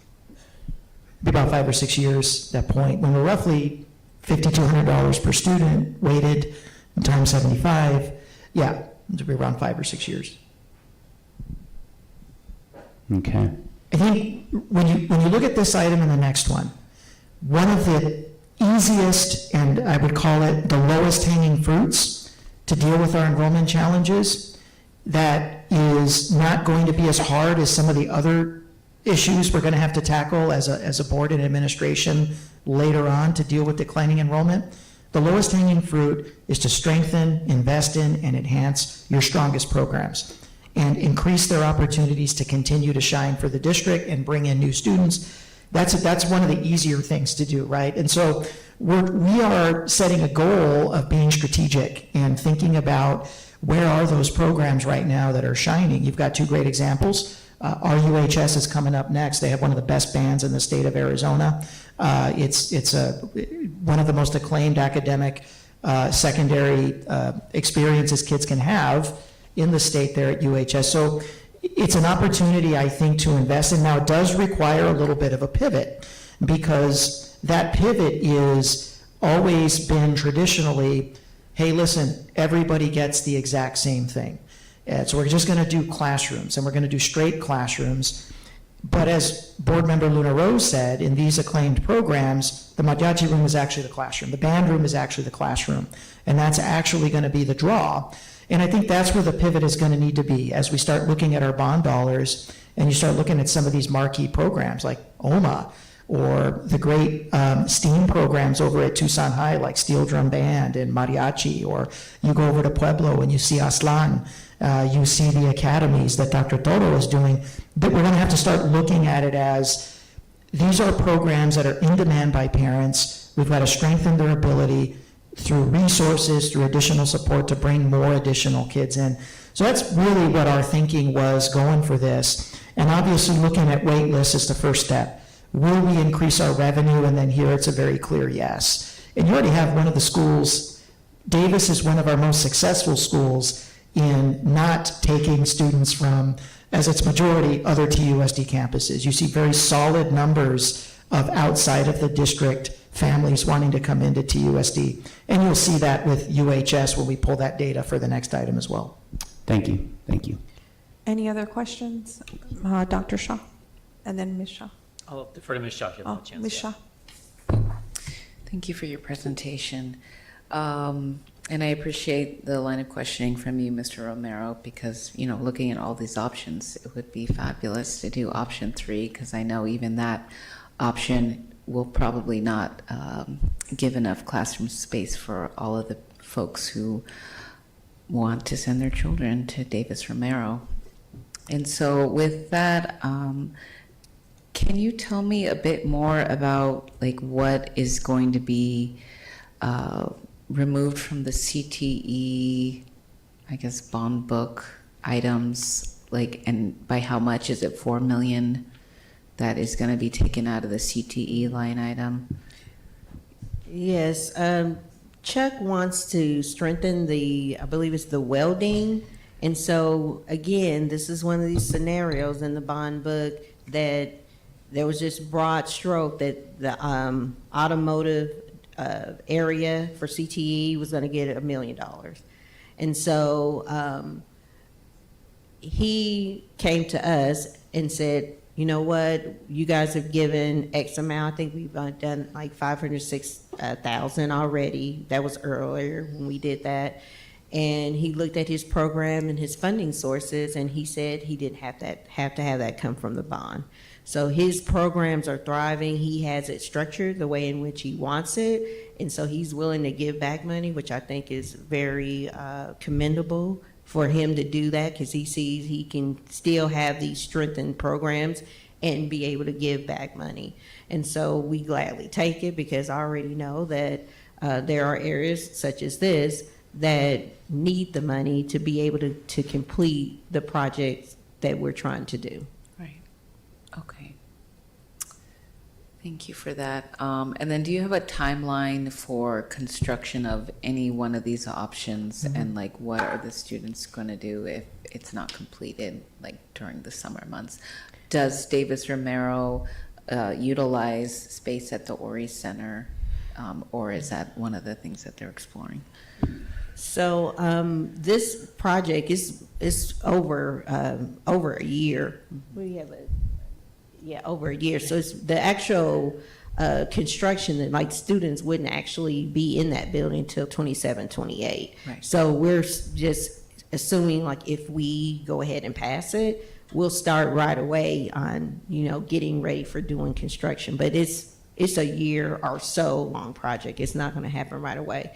And so we're working very closely with the staff. I think we have a couple of members of the Davis staff that is here in the audience, and, you know, making sure there's minimal interruption to the classroom.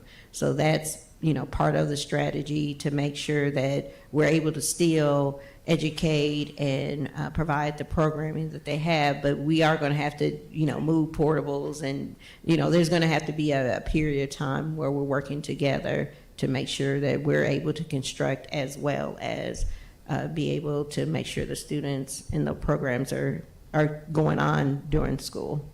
Okay, so, because the new construction would be going where the portables are? We would have to put, you want to speak to that? We would need to bring this back up. And with that, are we going to have to limit the enrollment for Davis while construction is happening because we're losing classroom space during construction? Let's do the two. Okay.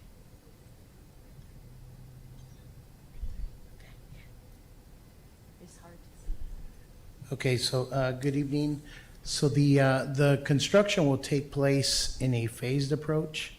By the phased approach, we take a look at really the first and independent piece would be starting with the basketball court, fencing off the basketball court, and really leaving the other piece, in service while construction is taking place on the basketball court, and then phase it to where the other piece begins in the summer. There is going to be a component where there'll be some shifting of students in classrooms to accommodate the construction, but it's going to be minor, and we're going to try to mitigate that by doing a phased construction and fencing off those areas that aren't being used right now, and leave the rest of the playground open so that it can be used while it's under construction, and utilize Davis Street as the entry and exit point for construction, because that is a cul-de-sac with the city, so there's no outlet there. So the only people utilizing that are the three houses that are facing Davis Street. So that would be good, because that would accommodate less pedestrian traffic for students, and it provides an access point independent for the contractors. Okay, thank you. Dr. Shaw? So my first questions were for Dr. Trujillo. Did he just step out for a moment? Can I just make a clarifying statement? I just want to make sure, Dr. Carter, that we aren't taking any money from any other schools' bond projects, correct? So, in general, yes, because I have to make up, even with the option 2, I'm having to make up the $4,261,857. So what we were doing, CTE's given $2 million, Okay. right?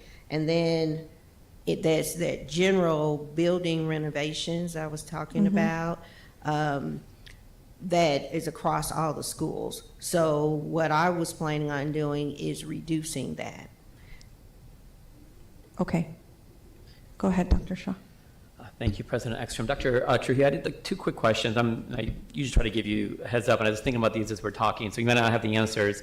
I'm doing a quick Google search. Are there any other two-way dual language schools in the west side of Tucson, Pima County? You don't have schools. You don't have an entire school. No, nothing. Sunnyside. You have any charter schools. You have grade level programs scattered across the county. Like you might have a school that has a dual language program for 4th and 5th grade, but to have an entire school community dedicated to it in the true spirit of the two-way dual language model, Davis is the only one.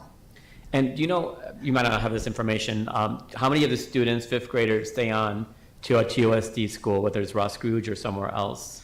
Ross Scrooge is a feeder, right? Yeah, I just saw that data like a few weeks ago, and it is impressive. I mean, it's like in the upper 80s, almost 90%, but we're going to get it to the board. Davis does a tremendous job of funneling students into the feeder pattern. By 5th grade, those students are hooked into both mariachi most of the time and continuing on with dual language in the middle school. So it does very well for TUSD on the retention effort, when they're going in the middle, and obviously does very well in recruiting and getting families in. Right, thank you. I'm thinking, think big on this project here tonight. I think when we envisioned the bond, this is the kind of project we envisioned when we put together, and that is not at all to lower the importance of the HVAC and the plumbing, the security fencing, and so many other projects that have taken priority over the last couple of cycles that we've gotten the Brown projects, and what will be a significant portion of our bond spending in the months and years ahead. Those are all extremely important. We need to make sure we have classrooms that are temperature-wise appropriate for learning, and the facilities and plumbing that work. But we created this bond for projects like this, to transform our schools, to really create environments that are innovative and that are going to drive enrollment and attendance and excitement in the community. And a project like this, I think, is what really drives the excitement. And when we have a very unique school like Davis Romero, the only two-way dual language school in the region, the only school that elementary school that has such a stellar mariachi program that we have over there. You know, I think we need to really do some work to make it as accessible as possible to the community. Going from option 2 to option 3, 3 more classrooms, you know, that's going to pay for itself in about 6 years if we can fill it. And we talked on this dais a few, weeks or months ago when we put together the performance package for Dr. Trujillo and how, again, we need to increase enrollment. We need to do something different, increase enrollment. And our discussion was about, like, well, we need to give Dr. Trujillo the tools to increase enrollment in our district. And if we can get another 60 students in here, whether it's through the K-5 program, whether it's increasing, you know, adding the 6th grade into Davis Romero that we've done in a lot of other schools, whatever it takes to get that enrollment, I think we need to give this tool to Dr. Trujillo. And that $2 million, you know, if we can fill it, if we, you know, we haven't heard a presentation from our communications director, Ms. Escamilla, for a while, but if we can market this outside of TUSD, you know, it's right by the highway. It's so easily accessible. Anyone going to U of A from anywhere around the west side of Pima County or anywhere in downtown, this is so accessible to a lot of the surrounding districts, to our charter competitors. If we can market this appropriately, I think that $2 million is going to be worth it and pay for itself pretty quickly. And if we're concerned about capital needs in our district, thanks to the voter-approved override, we're going to be able to move $50 million back from M&O into capital, $47 million to $50 million over the next 5 years that we're taking from capital to M&O. So I think we have some capital availability over the next 5 years as well. So I would challenge us to think big. I would challenge us to try, and I'll move to approve option number 3. I'll second it for sake of discussion, but can we hear from Ricky about that? I just want to make sure that we have all our I's dotted and our T's crossed. Yeah, so if we go for, we haven't done the math for option 3. I haven't sat down with Dr. Carter to look at it. It will mean more robbing Peter to pay Paul.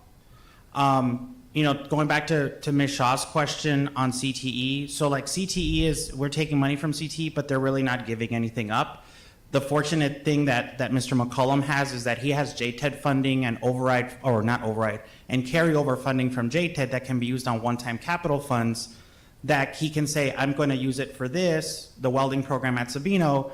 I no longer need it to come from the bond, which originally had CTE dollars going for welding at Sabino and at Rincon UHS, and so on. So CTE can live on a different category.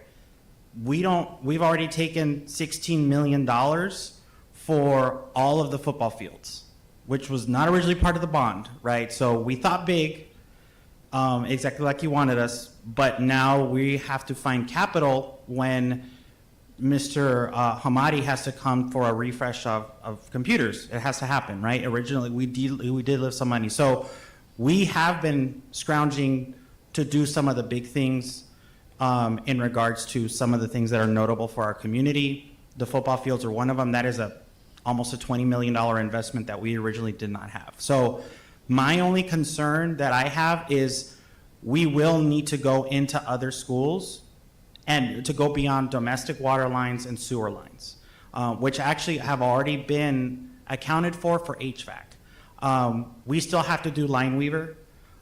We still have to do Sam Hughes. They probably will go through the same exercise of an option 1, 2, or 3, you know, the good, better, best. And it would be difficult to not say that those principals and those communities would not want to go for the best option if the board creates a precedent with Davis and potentially with Rincon UHS. So it would put us in a bit of a bind. I will be very truthful with you, because we will have to start scrapping some important projects. Fine arts will start to suffer, interscholastics will start to kind of see some issues, right? So we've got gym renovations, we've got little theaters to do. Some of those items are obviously very important, pivotal in those schools, and so we can go back and do that work as long as we've got the support of the board to do that work. so that we can make sure that we can face the community and tell them that. You know, we're willing to think big about that, but we need to find another $2.2 million that we currently have not identified, admittedly. We've identified it for option 2. Dr. Shaw. And I appreciate you doing your job tonight. That's what a CFO needs to do, is to throw the water on the fire. But our job is to set vision for the district. And if we want to address enrollment, I think we need to address enrollment. And this gives us an opportunity on a school that's on the outskirts of our district, has great access to the highway, just off the highway, that can potentially drive enrollment and really put us up to compete against charters in other districts. And so I think, if other schools have projects that are going to drive enrollment, not within cannibalizing enrollment within TUSD, but can drive enrollment outside. And one big reason why we approved the project at Sabino was because of its able to compete against Tanca Verde and Vail and Catalina Foothills school districts for the CTE program. And so I think when we find projects in schools that can really show a drive of enrollment from outside the district, I think we need to take those opportunities when we can. Ms. Shaw, Ms. Luna Rose. Mr. Hernandez, I appreciate your sentiments. Are we able to use some of the bond funding for an option 3 as well as other funding sources? I don't have my list of funds, but like the plant fund or any of those other ones that are kind of like rainy day funds. We can use plant fund. Capital fund for this fiscal year is tapped. It's all been identified and allocated.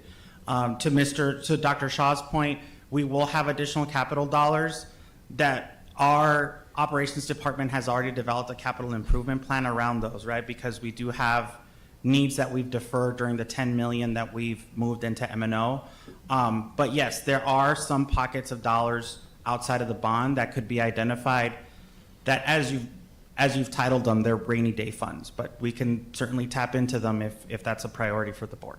Thank you. Because I would certainly prefer to split it up rather than taking so much out of the bond funds and, having some schools have to suffer for it if we have little bit money here and there to supplement the bond money so we can accomplish more at Davis Romero. Ms. Luna Rose. Thank you.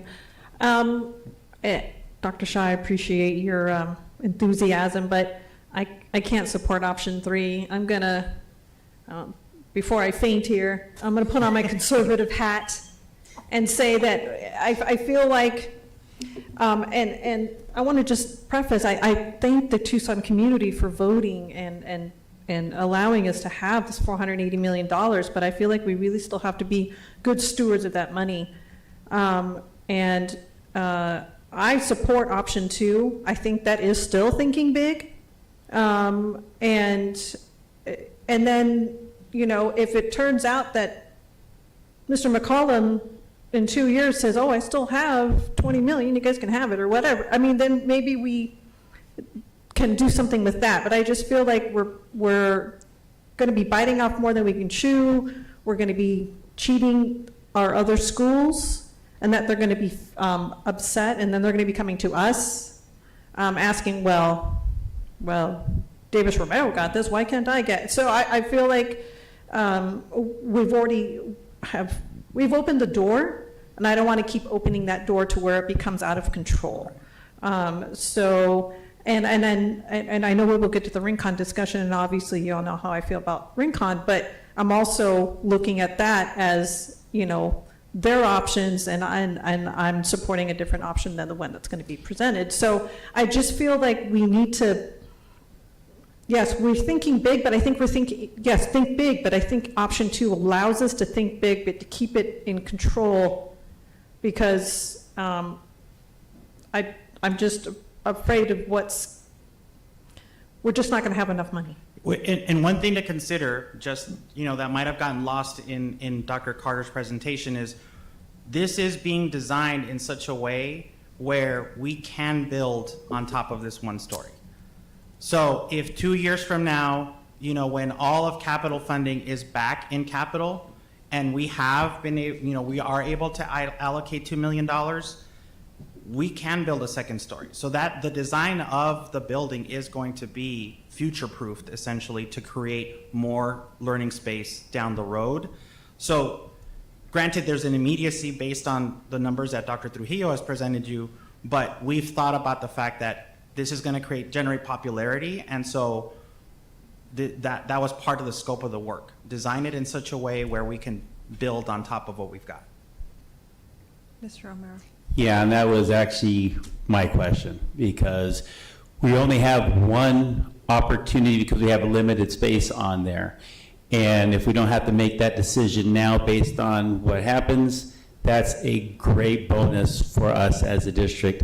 And then also what Ms. Shaw was saying, if there is other funds, if we ever were to do something like that, when we look at some of these other schools, maybe do that. And again, I appreciate Natalie LaRose bringing us back to that, making sure we're here for the voters and still make our schools, a destination for them. I can see, based on the money probably coming in with option 2, with that money, I would say we can utilize those funds to phase in option 3 based on that money coming in, if it is in the positive. Yeah, once that ADM is generated and incorporated in the budget, the capital budget itself will grow. So I think that would be a great way to go that way. Dr. Shaw. And again, I appreciate, being financially responsible. That's usually my talking points here. Again, we need to set vision. If we want to address enrollment, we got to address enrollment. I think it'll pay for itself, and I'm going to stick to a yes vote on this. Ms. Shaw. I agree. I think the time is now. Those percentages that Dr. Trillo showed us, that if many families outside of our district, they can't get into Davis Romero, they simply leave for another option. And like Dr. Shaw was saying, this will pay for itself in 5 or 6 years. So, I think we can do it. We can do it without taking away from some of the other schools if we are smart about how we split up the funding. And I think looking even more forward into the future, we need to model the program at Davis Romero, at other schools like Monzo. I think that would be great to kind of do the same thing. We need to get, a mariachi teacher that's been trained by Dr. V over there and into other schools, so that we could just continue to make folks in Pima County want to come into our district. Do we have to vote on this tonight? Can we table it and then come back with funding options? Oh, yeah, I'll let Dr. Trillo address that. Yeah,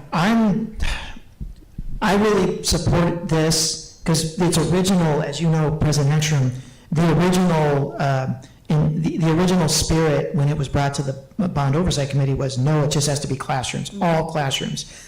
And really challenging that group to think big, like it should be a mariachi space. And it shouldn't be a mariachi space just because another school like Rincon's getting the band room. My point was, it needs to be a mariachi space because we have an amazing program that is bringing families into the district, and we need to start looking at our schools that way. And I know that's tough because the culture has always been school A gets what school B gets. And that's true for vital functions, absolutely. HVAC, sewer lines, we're going to keep safe schools, we're going to keep clean schools.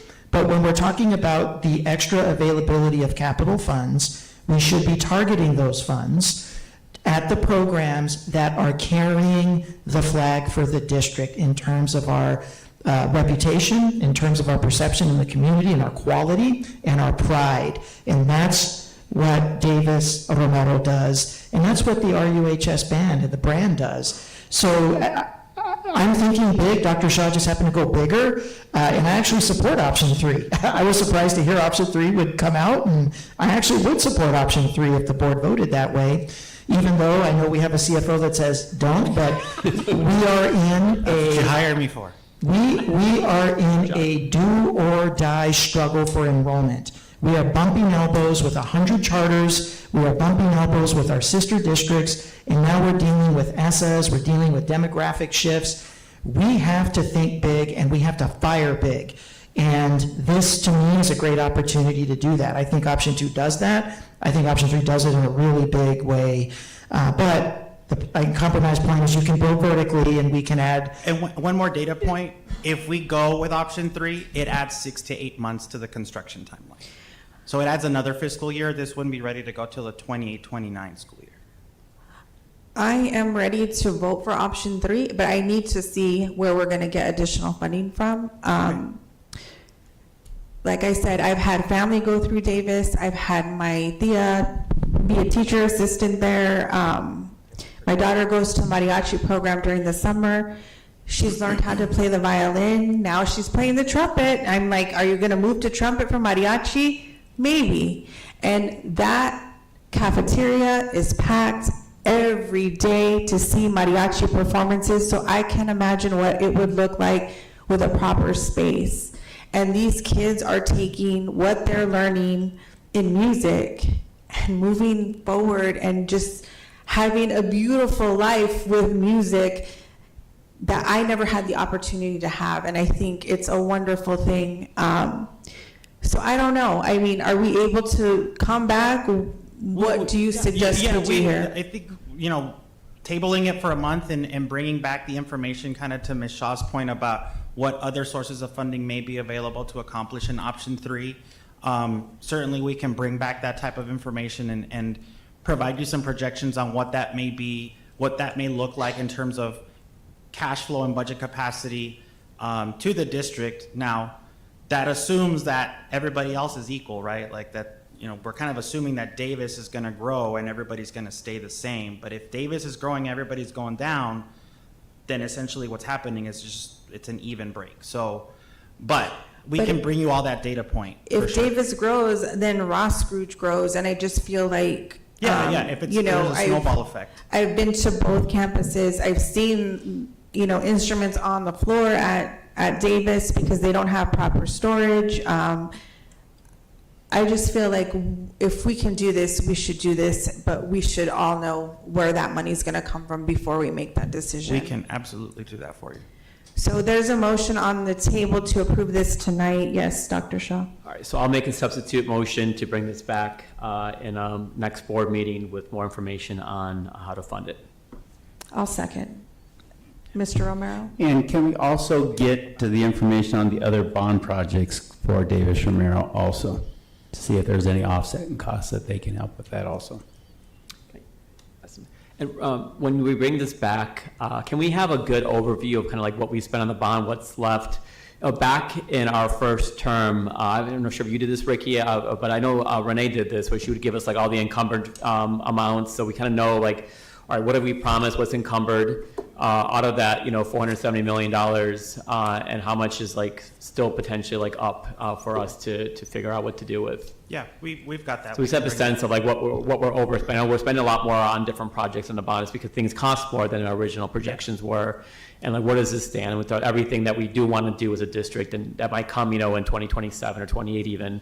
Like, what have we kind of promised, and what have we set out to? We definitely need to do, like these must-have projects of sewer lines and HVACs still left to be done, and then what that leaves behind in terms of some of these facilities and other projects. Yeah, we can bring back a short term, right? Like in the next 2 to 3 years type of, we haven't, to lay out all 1,700 all the way through the life of the bond, we haven't been able to get to that point, but we've already done this shell game on other parts, so we can certainly provide you that overview of those financials.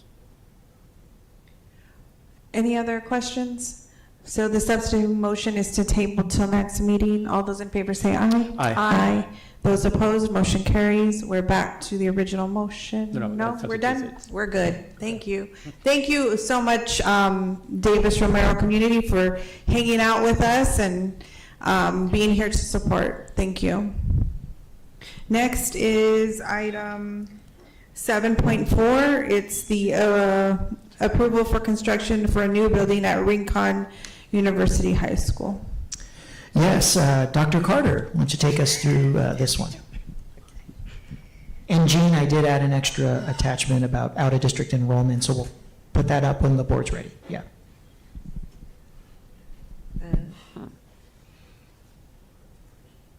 Thank you. Okay, I'm back again. So this is a second school. Can we get the full screen? Okay. Okay, thank you. All right. I'm not going to go through every slide. For some reason, it's not doing it now. I don't know what's going on. Hold on. I restarted it. Okay, there we go.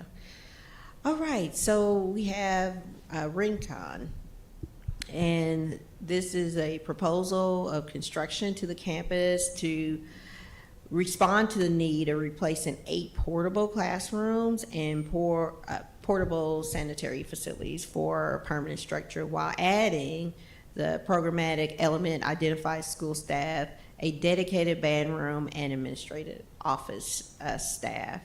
So it's going to replace the portable classrooms on the north side of the campus with a permanent structure of a new building.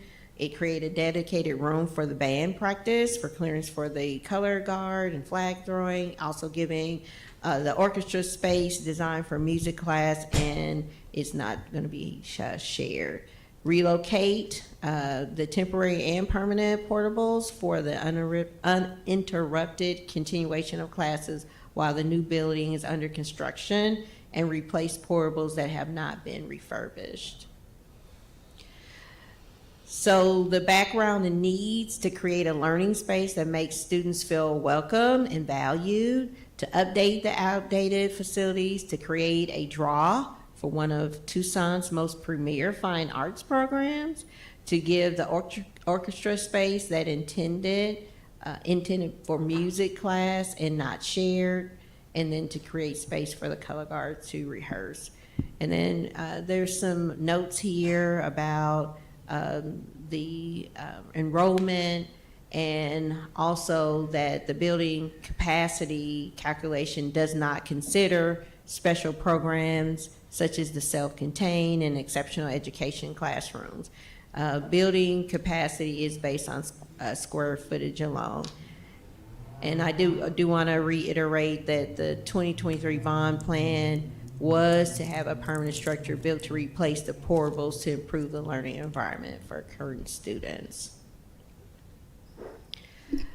So the school impacted and campus context. The school impacted, of course, is Rincon and University High. The design is an approach for a new addition that would draw design elements from existing campus context. These elements are shown in the image below. You can see the pictures, the painted EIFs mixed with brick, original brick window overhangs, and additions to the campus wainscot details. And here's the site plan. And it also shows, I don't know if you guys can see the little green, the new building in that area. The new classroom building addition is the entry, would be conveniently located to connect the addition to the larger 3-story existing classroom building while maintaining the fire lane access to the center of the school. So we have 3 options. Again, we have option 1. It beats the bond language. It would be for 8 classrooms. It has student group restrooms and dedicated staff restroom, and it's about 12,000 square feet. That's GSF, sorry. And then the cost is $6.04 million. And it shows over here the entry level from the plaza and the plaza view from above. And there's your floor plan for option 1. We have the option 2, which the highlight of this is that it has the band room and support space. And of course, it's more square footage. The benefits of permanent construction removing the 8 portables, permanent construction removing the portable restrooms and interior space to meet the needs of the thriving band program. Oh, and by the way, that's the $7.7 million. And this is the option that the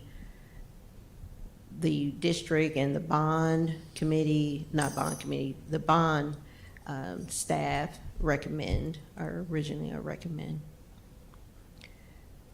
Option 3 is the same thing, but it adds 2 staff offices, and then of course the cost is more, it's $8.01 million.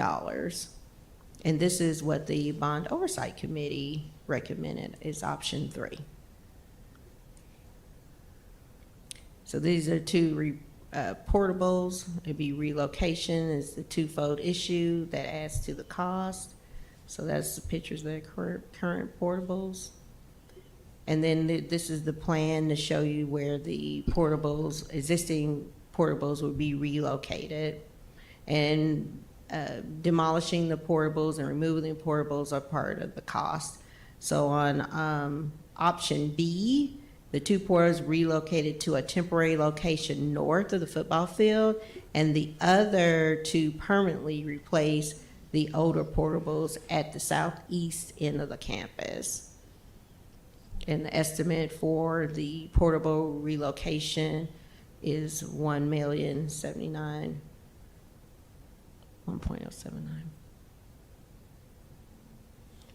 So this is kind of where I broke down, similar to with the Davis, is what the options are. So, and also how much money I have to find from other projects. So the option 2 was the staff recommendation. And that, in that scenario, in the bond book, it only had $2.6 million. So the auto welding in CTE, we got agreement from Mr. McComb to use $1.4 million, or $1.40 million from there, and then I would have to find $5 million from other bond projects. The BOC, kind of what I guess Mr. Shaw said, wanted to go big, and they wanted the admin office additional space. So with that, it's going to be an additional $235,000. And so that's where, with the BOC, they agreed to do the option 3, but the school site has to find additional monies within the bond book for them to be able to go with option 3. So I've been working with the site. We've been kind of going back and forth on where would that $235,000 come from. The reason why I wanted, or feel like the difference should come from their projects, is because it's for administrative staff. The intent, again, when they originated the bond book, was for classrooms, not administrative staff. And so since the budget is already so tight, that really needs to come, at least from my opinion, from the school site bond projects, or if they had other capital monies they wanted to use. But I know it doesn't sound like a lot of money, but it is when we're as tight and I'm having to do other projects that may or may not have been in the bond book originally. Okay. So I'm available for questions. Questions? Ms. Shaw, Dr. Shaw. Thank you for this presentation. Could you or someone explain like how these projects, we're getting more square footage for similar amounts to the Davis project? Like that's option 3 for Davis is 10,000 square feet roughly for $7 or so million, while this is, you know, above that with all 3 options and it's similar cost? Yeah, great question. The biggest difference is, I think Mr. Romero alluded to earlier, the space. This is a single-story facility, so your foundations are going to be less. You're not going to have to include an elevator as well as the additional accoutrements for ADA compliance, and that's where your costs start to even out. Rincon has the space to provide the 8 classrooms on a single-story floor. And construction-wise, it's a lot easier and more cost-beneficial to stay on a single story. Davis doesn't have that option. Davis is really, really tight, and the only way you can add the additional space is to go up. I see. Thank you. Dr. Shaw. Thank you, President Ekstrom. All right, more excitement. Let's get something like hopefully across the finish line for RUHS tonight. Couple questions. The current band room. There's a current band room there. I think I was in it when I was at campus a few months ago. What's going to happen to that space? We have the principal. Good evening, everyone, and President Ekstrom, board members. The current band room exists as part of our north gym structure on the north end of that room. It's a tiered classroom, as was pretty typical of the design in the 1950s. That room is going to turn into the orchestra classroom, which currently is using the stage and the basement underneath the stage meant for miscellaneous storage of stage components. And so we're going to be able to group our entire fine arts program into one area with choir and orchestra in the existing rooms and band in another room with dance around the corner in the north gym itself. Okay, no, thank you for answering that. Sure. I'm a little confused on the portables. What's the difference between option A and option B? On the portables? Yes, because on that slide on portables, it says removed option A. So I'm not sure, are we not considering option A? Are we only considering option B or? Yeah, that, he's talking about, construction. You're talking about on the slide. See if I can, it's not allowing me to move back. He's talking about, we took out option B. We're only doing B, we're not doing A. Yeah, there was no option A described anywhere. We took it out of. Is that the relocation? Yeah, the relocation he's talking about. Yeah, so in the second to last slide, one right before this one. Yes. There's a cost difference between option A and option B on the portables by about, gosh, a whole $500,000? No, $50,000, excuse me. So you're talking about on this That one? slide where we took out the option A? Yeah, so are we not considering option A then? Is that an option? Option A is not an option because Okay. moving the portables, we're basically utilizing the outfield of the baseball field. So we can, Okay. take up that space because now we had to relocate baseball. So we were able to find other locations on the site to temporarily remove and relocate those portables because we still need to accommodate the students while construction is taking place on that footprint. Okay, so the slide matrix, the cost matrix still has option A, so we should ignore that. Yes. Okay, and then those are 4 portables? There are What are they 4 used for right now? History, world history, EP classes. The 4 portable buildings on the north end of the campus are actually 8 classrooms, 2 per portable, and they're currently all Rincon classrooms, mostly social studies, health, and such. And in the equations, on the south end of campus, southeast end, the 2 portable structures that you saw on the slides are actually UHS classrooms, and there's 3 classrooms in 2 portable structures that are much older, have not been touched or refurbished in, I couldn't even tell you how long. We're actually going to temporarily lose some classroom space during construction if these options are pushed forth, because these replacements are going to have to displace at least 4 classrooms into the school somewhere during the construction. But in the end, we're going to end up gaining 1 classroom space extra because we'll gain an extra classroom space out on the south end of campus when those newer portables are relocated. I'll get 4 classroom spaces down there instead of the existing 3. Okay, so it's not a temporary move, it's a permanent move, and we'll still use those classrooms. For the ones you see in magenta on your screen, that will be a permanent move, but the ones in yellow are going to be a temporary move, and once the construction is done, those portables are going to go away. Okay. And then my last question is about the admin space. So what are we using the admin space for? It was brought up by the Bond Oversight Committee that because our campus is so spread out across its 40-acre space, putting a new building means having more adult presence on that end of campus besides the 8 classroom teachers and the band classroom that's going to be over there. So we're going to be putting some adults over there for supervision. Like what kind of adults would be over there? It could be an assistant principal, it could be a MTSS coordinator, it could be somebody over there who could actually be assisting teachers with their instruction. It could be a number of adults that we could have on that side of campus. My last question to Ms. Ekstrom and to Ms. Carter, yes, she's still here.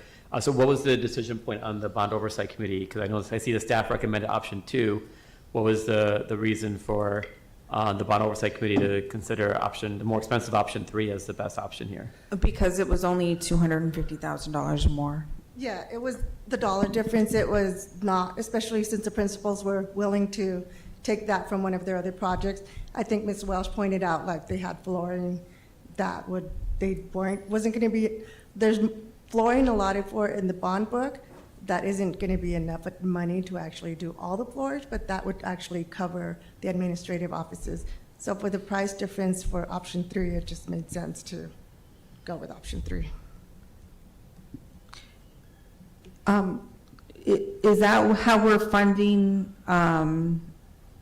the $250K, taking away the flooring for Rincon, UHS? That hasn't been decided. Part of the challenge is when we're doing, like, especially those projects that are going across all the different districts, if they do, say, the flooring there, but there's some flooring in some schools is gonna be more, some is gonna be less. So I'm trying to keep the pot of money so at least we can get through and everybody gets something. And if I have to restructure projects later, then I wanna have money available to do our main 3 priorities. So what I had suggested and have recommended to them was building renovations, and then they have the gym as well. But I am worried if we keep taking money from flooring, then somebody's not going to get flooring. And I have myself witnessed at a lot of the schools, the flooring is very much in need. So then there's not like a pot of money that RUHS is using specifically for flooring. It's across the district. Correct. I mean, they have, in Rincon, just like most of the schools have, I believe it's $387,000 for that, but they have not come to me saying that's flooring. They've recommended security, which is absolutely we can't do because we need to make sure all our schools are secure, and also they've had some incidents. So we didn't want to do that. So we're going back and forth, kind of trying to negotiate. That's the hard part, that some projects aren't going to be able to be funded if we keep taking away from different schools. But I'm wanting to make sure that our main 3 priorities, that we're as much as possible able to cover that. So gym renovations, they have 2.75 million, and then building renovations, they do have 225,000. They do have, like most schools have, the 387,000 for flooring. But we're still trying to, like I said, go through that just so I can make sure from a fidelity standpoint that we're not just being way over on all these projects. Okay. Mr. O'Mara. So a couple things, just going back to the portables real quick, as mentioned, the yellow ones on page 11. So those are just going to be temporary and then they'll be disposed of afterwards. So we're using some money to relocate them, but that money's not going to really be recovered. It's just going to be thrown away just basically to continue the space. Is that correct, Dr. Carter? I mean, yeah, that money won't be recouped. Okay, and then I know, and I talked to, I guess, Greg a while back, and I think maybe Damon was part of it. I know there's a couple organizations that take away portables that are somewhat salvageable away at no additional cost. So I don't know if that would help in eliminating those versus demolition of those when we're done using them.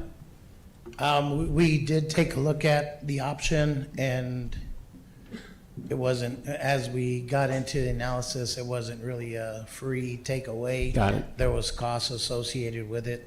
So our goal would probably be to relocate these portables to other sites because they were recently refurbished within the last 3-4 years. So they're in better shape than a lot of our Much other. better shape, yes. Okay, well, that's good to know. We at would least. repurpose those two in other areas that need it. Okay, and I know we're talking about the difference of option 2 or B and C and the additional costs, and a couple of those rooms that were not student related but more for administration. And I'm sorry, did I understand that Rincon University is willing to help offset those costs through reducing some of their other budget bond projects, or is it another place? No, we are absolutely on that. Ms. Welch and I are easily able to find another areas where we can pull money from other projects on our bond list to recoup, offset the difference between options 2 and 3. That's not a problem at all.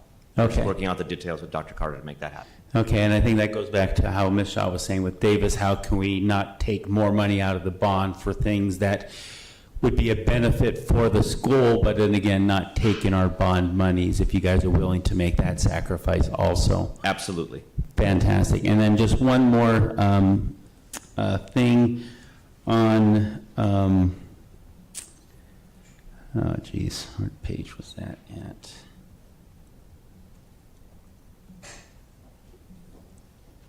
No, I didn't write, oh yes, flooring. I know this is, we talked a little bit about it, and then this might, I don't want to take it off course over here. What are we looking for low-cost alternatives for flooring for our schools? Because it seems like there's a lot of money going into that, and what I've seen with the flooring also goes a lot of maintenance. Have we looked at other options like polished concrete or getting rid of all that stuff to help keep those costs down for maintenance going on down? Because from visiting a lot of these schools, that seems to be the biggest expense, the labor and the maintenance. That is correct. Yes, and we are evaluating polished concrete as an option for those reasons. You look at short-term costs and then long-term savings in maintenance. So polished concrete, is going to be an option as we remove, and abate the floors. They'll basically get ground and then sealed and then painted again. So that is definitely an option that we're looking at on all the sites for flooring. Okay, so that could help offset some of these bond costs without spending as much money as we thought on like the more expensive VCT, tiles, and doing something that's going to be less expensive, less maintenance later on. That is correct. That's, so we have a potential at least. I'm not saying guaranteed. Potential. We have a potential. Got it. Thank you. Definitely, and also I do want to mention that with our staff and the IGA, the investment grade audit, they're also looking at flooring, because I know that was one of the big things that you've been talking about as well.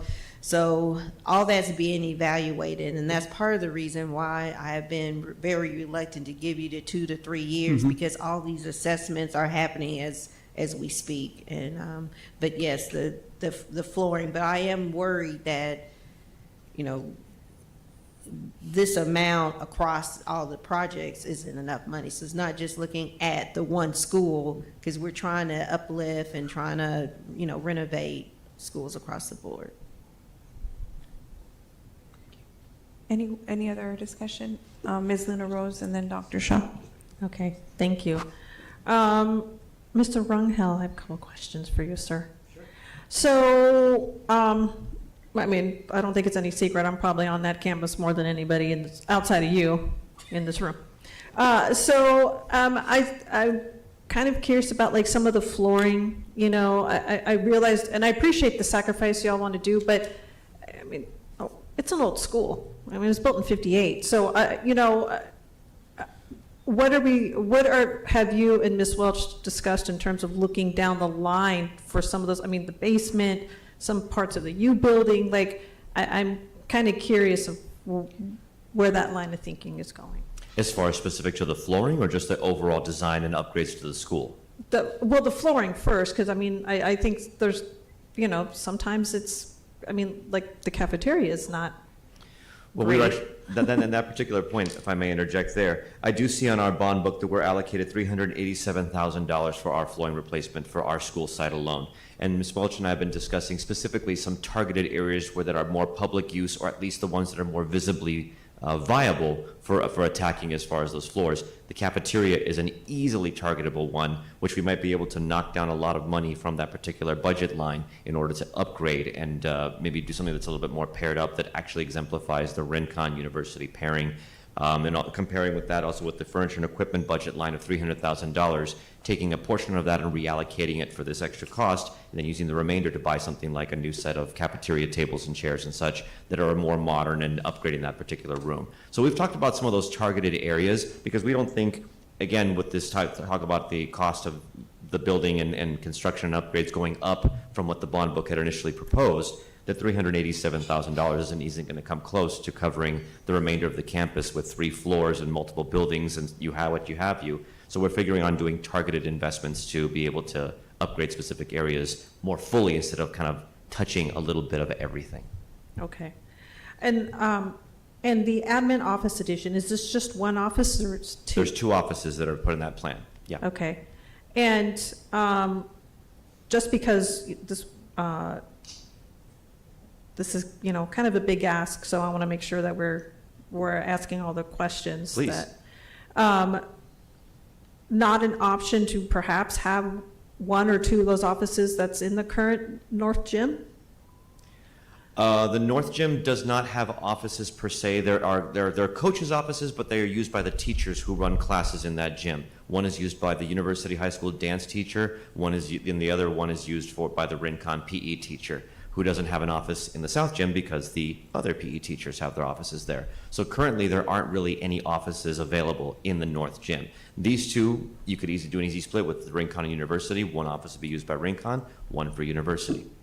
And we really actually need the office space pretty desperately. We've actually built some new offices in the library East Wing a couple of years ago, and they're all filled to capacity. Right, and I've we seen could those. we could definitely use that office space for other adults who work on that campus who are sharing spaces right now. Okay. And then in terms of the band room. Yes, ma'am.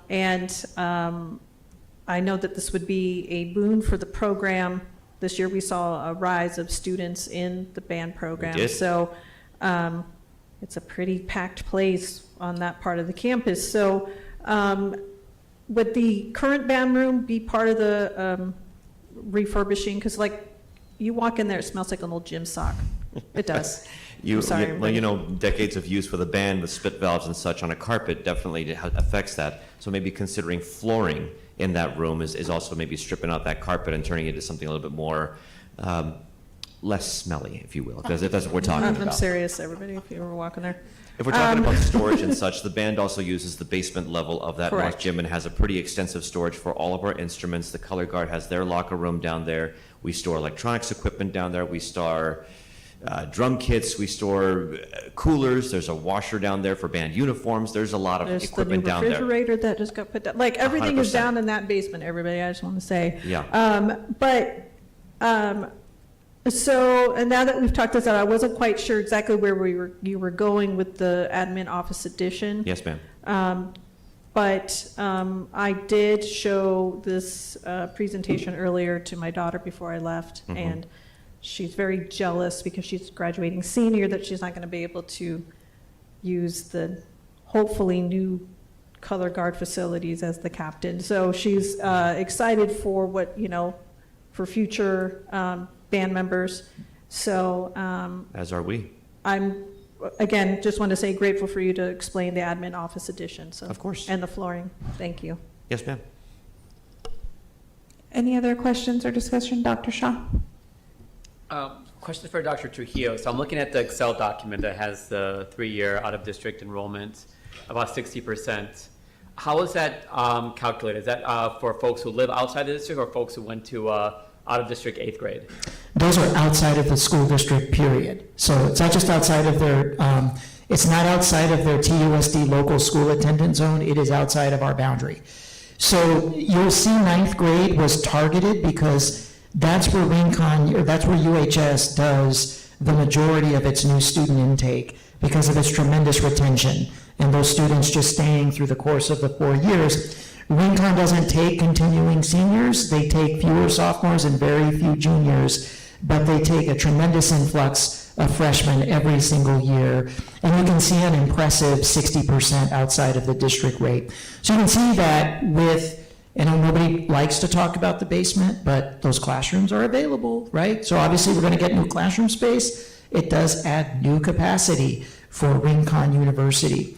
The other thing that I think is important to note is, unlike Davis, University High, that's an assessment-based enrollment experience. So students are assessed, they have a placement test, an entrance exam, if you will, and then they're placed. So versus a Davis, where you're just getting on the open enrollment list and a lottery will get you in.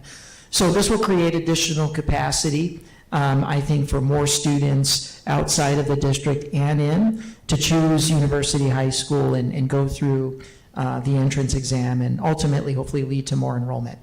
So my question for you, following up, was what is your vision on enrollment at University High School in terms of, not watering down the admissions to a point where we have academic issues, but what as we target not just it's the majority of kids coming from outside of our district, what is your vision? What can we actually do for capacity? I'm kind of surprised. I didn't realize that the portables, we're only getting 4 more classrooms out of this, it seems like. Because we already have 8 classrooms in the portables, 4 classrooms are going to stay in those portables long term. So we're only getting 4 new classrooms. It doesn't seem like a lot of enrollment. Do we have more, going back to our initial argument at Davis, do we have more capacity to get more enrollment?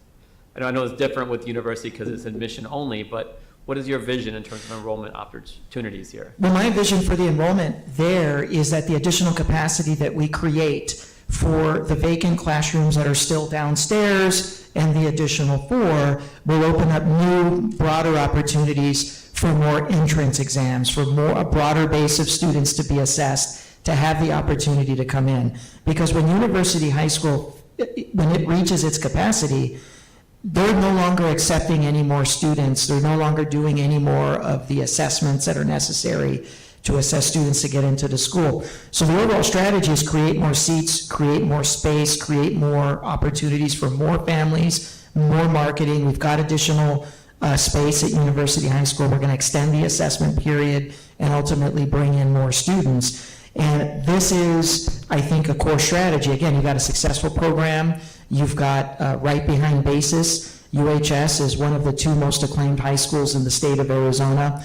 I think once you get the word out on the street that they're open for business, they have more space, there's more opportunities now to assess into the school, you're going to be able to get there. So for me, it's all about just creating that opportunity to get more kids. It's a little more nuanced over here because you do have that assessment and you don't want to water it down, right? You want to make sure that you're keeping the standard of excellence that has been set there, but you're now just creating broader opportunities to offer more assessments to try to get more kids in. Is 4 classrooms enough? I'd like to see more. Yeah, I would. I'm counting what's left downstairs and I'm counting the additional 4. So that's my calculus, right? Now, would I love to go 8 or 10, brand new? Sure, absolutely. But we also have to balance that with the need to support the band program, right? Because you also have a tremendous draw at Rincon and UHS for band, right? So UHS, the draw is the academic brand.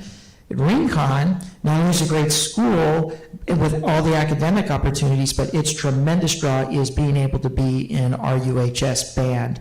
So I think it's also going to open up the enrollment on that side, where you're going to see the Rincon, hopefully more enrollment at Rincon as kids want to get into that band. But ideally, if you can get more classroom space, that's always going to be what we're chasing. And does this also have the capacity to build on top of it in the future if we want to?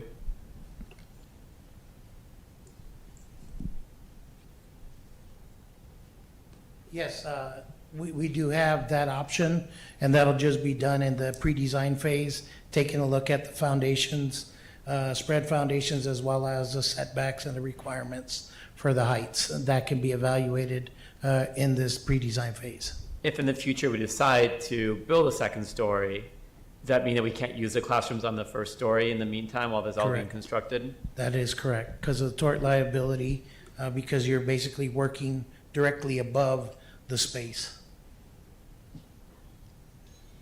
So is this project big enough for what we can do for enrollment at this site? I think so. I think University High School we've always, because of the capacity issues at RUHS, it's a big campus when you combine both. We've never really gone all out with marketing because you're not going to be able to get everybody there.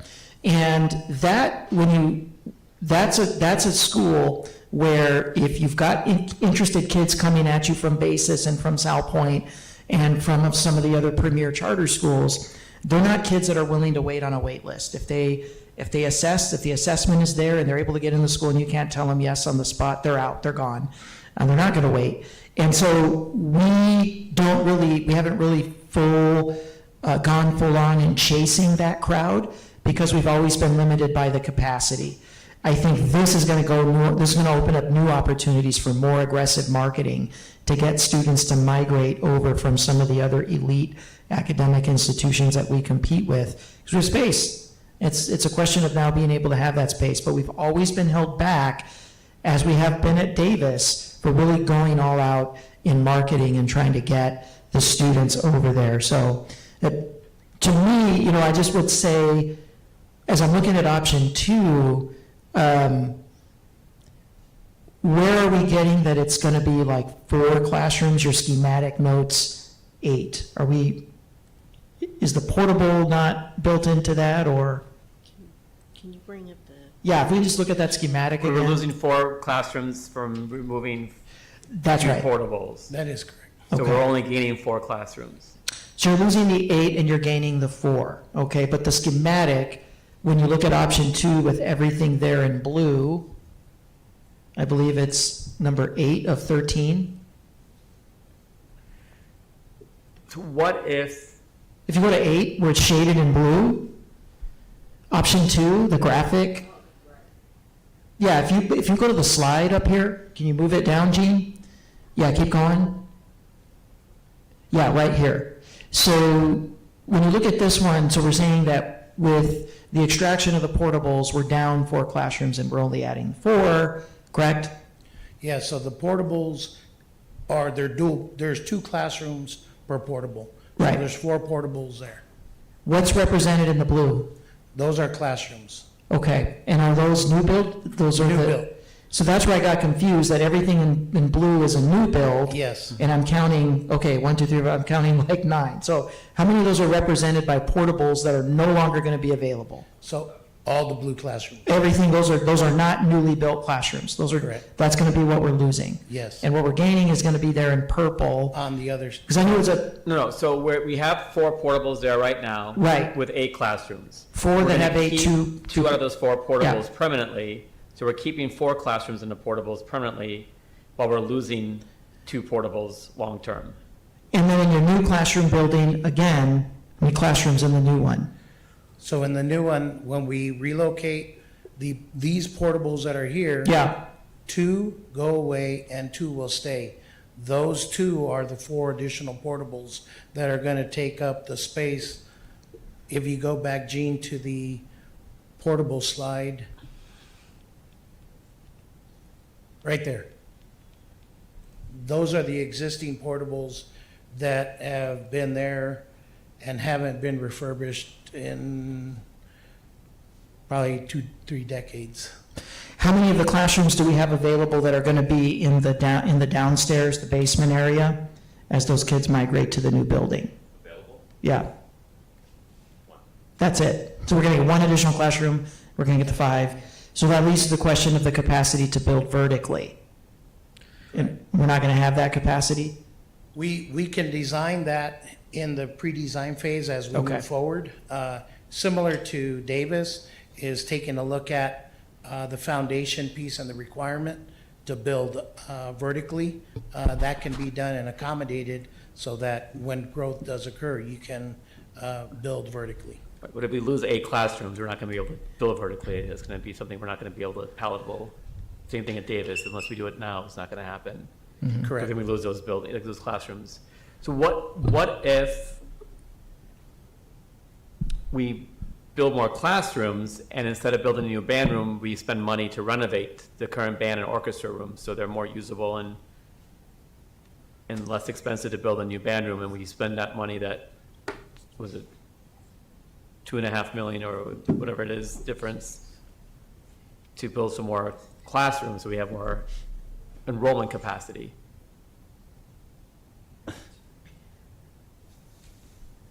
The current band room is part of a hardwired integrated structure of the North Gymnasium with a concrete cement tiered structure.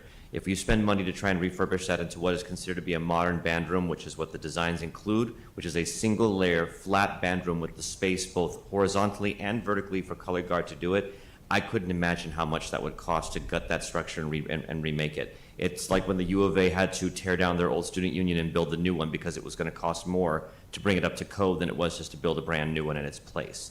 In this case, I would suggest, without doing any kind of research on my own at this point for the answer to that question, Dr. Shaw, that the new band room would be a more cost-efficient measure and then moving orchestra into that old band space. And I would concur because it's a full concrete layered structure. Mr. Romero? So just kind of for talking about if we were to go up, because it doesn't sound like, it's possible, but it doesn't sound like that was what was done in, because our foundation is going to be deeper. On the picture shows all the ACs up on top. They're going to have to be rebounded now on the side, to go on out. One of the things that we have with this property versus Davis is we have space. So we don't have to necessarily build up. If we build up from here, we have plenty of room, like even where those yellow portables are, or wherever it may be, to build more classrooms later on if it's deemed. I don't think we need to look at building up on this existing building, because I think cost-wise, if we were to build a new building with a few more classrooms versus build up on top, it's going to be a wash cost-wise, and then we're not losing those classes while these new classrooms are being built. Am I correct in that situation? Spot on. Thank you. You have the space. As growth occurs, there's spaces within the campus to build on a single level, as opposed to Davis, where you don't have the space, you got to build up. Right, and we have to look at these, I think, as two different type of situations, especially because of the land option on that one. So that's why I'm glad we're looking at Davis a little bit more. But here, I think this is a good way to get started for the needs that they have. Yes, Rincon might not have the best football program, and where Sabino got that little, their nice field along with Pueblo. This is where they excel in this area, and like we've been talking about, how do we celebrate what specialties that these schools have to offer? How do we bring these people in to be proud of their areas? And yeah, I know I've been to Rincon, and I talk about no hot water in their locker rooms, and yeah, these are issues that eventually we're going to get to. But I think this is a good way, again, to show our community that we do care about these programs that are really good, and we want to give them the tools to succeed. And again, eventually if this grows more enrollment, I think it would be great. I from what I've heard here today with Beto talking about, having staff there to help out with that area, because the area is so big. We've walked around. When I was even just doing the homecoming thing, I was in a golf cart just going around to kind of maintain everything, because I see how big that campus is. I'd like to move that we do option C, the third option on this one, and with Rincon doing that extra cost to help offset the cost of those buildings for the admin. I will second. A motion has been made by Mr. Romero and seconded by Ms. Luna Rose. Discussion? I have a question. And I'm sorry, Mr. Rangel, it's for you. The building, this is how old I am. I call it the new building, but it's not the new building anymore. The one that's the end of the amphitheater. Amphitheater. Building. Yes. How many classrooms are in there? On the first floor, that's the Rincon self-contained special education program that takes up the majority of that, plus a couple classrooms on the side. So that's roughly 5 classrooms on the first floor, and then the University High School Modern Languages and Yoga classroom on the second floor, with 7 more classrooms above that. Okay, so I'm assuming that building is pretty full. It is at capacity.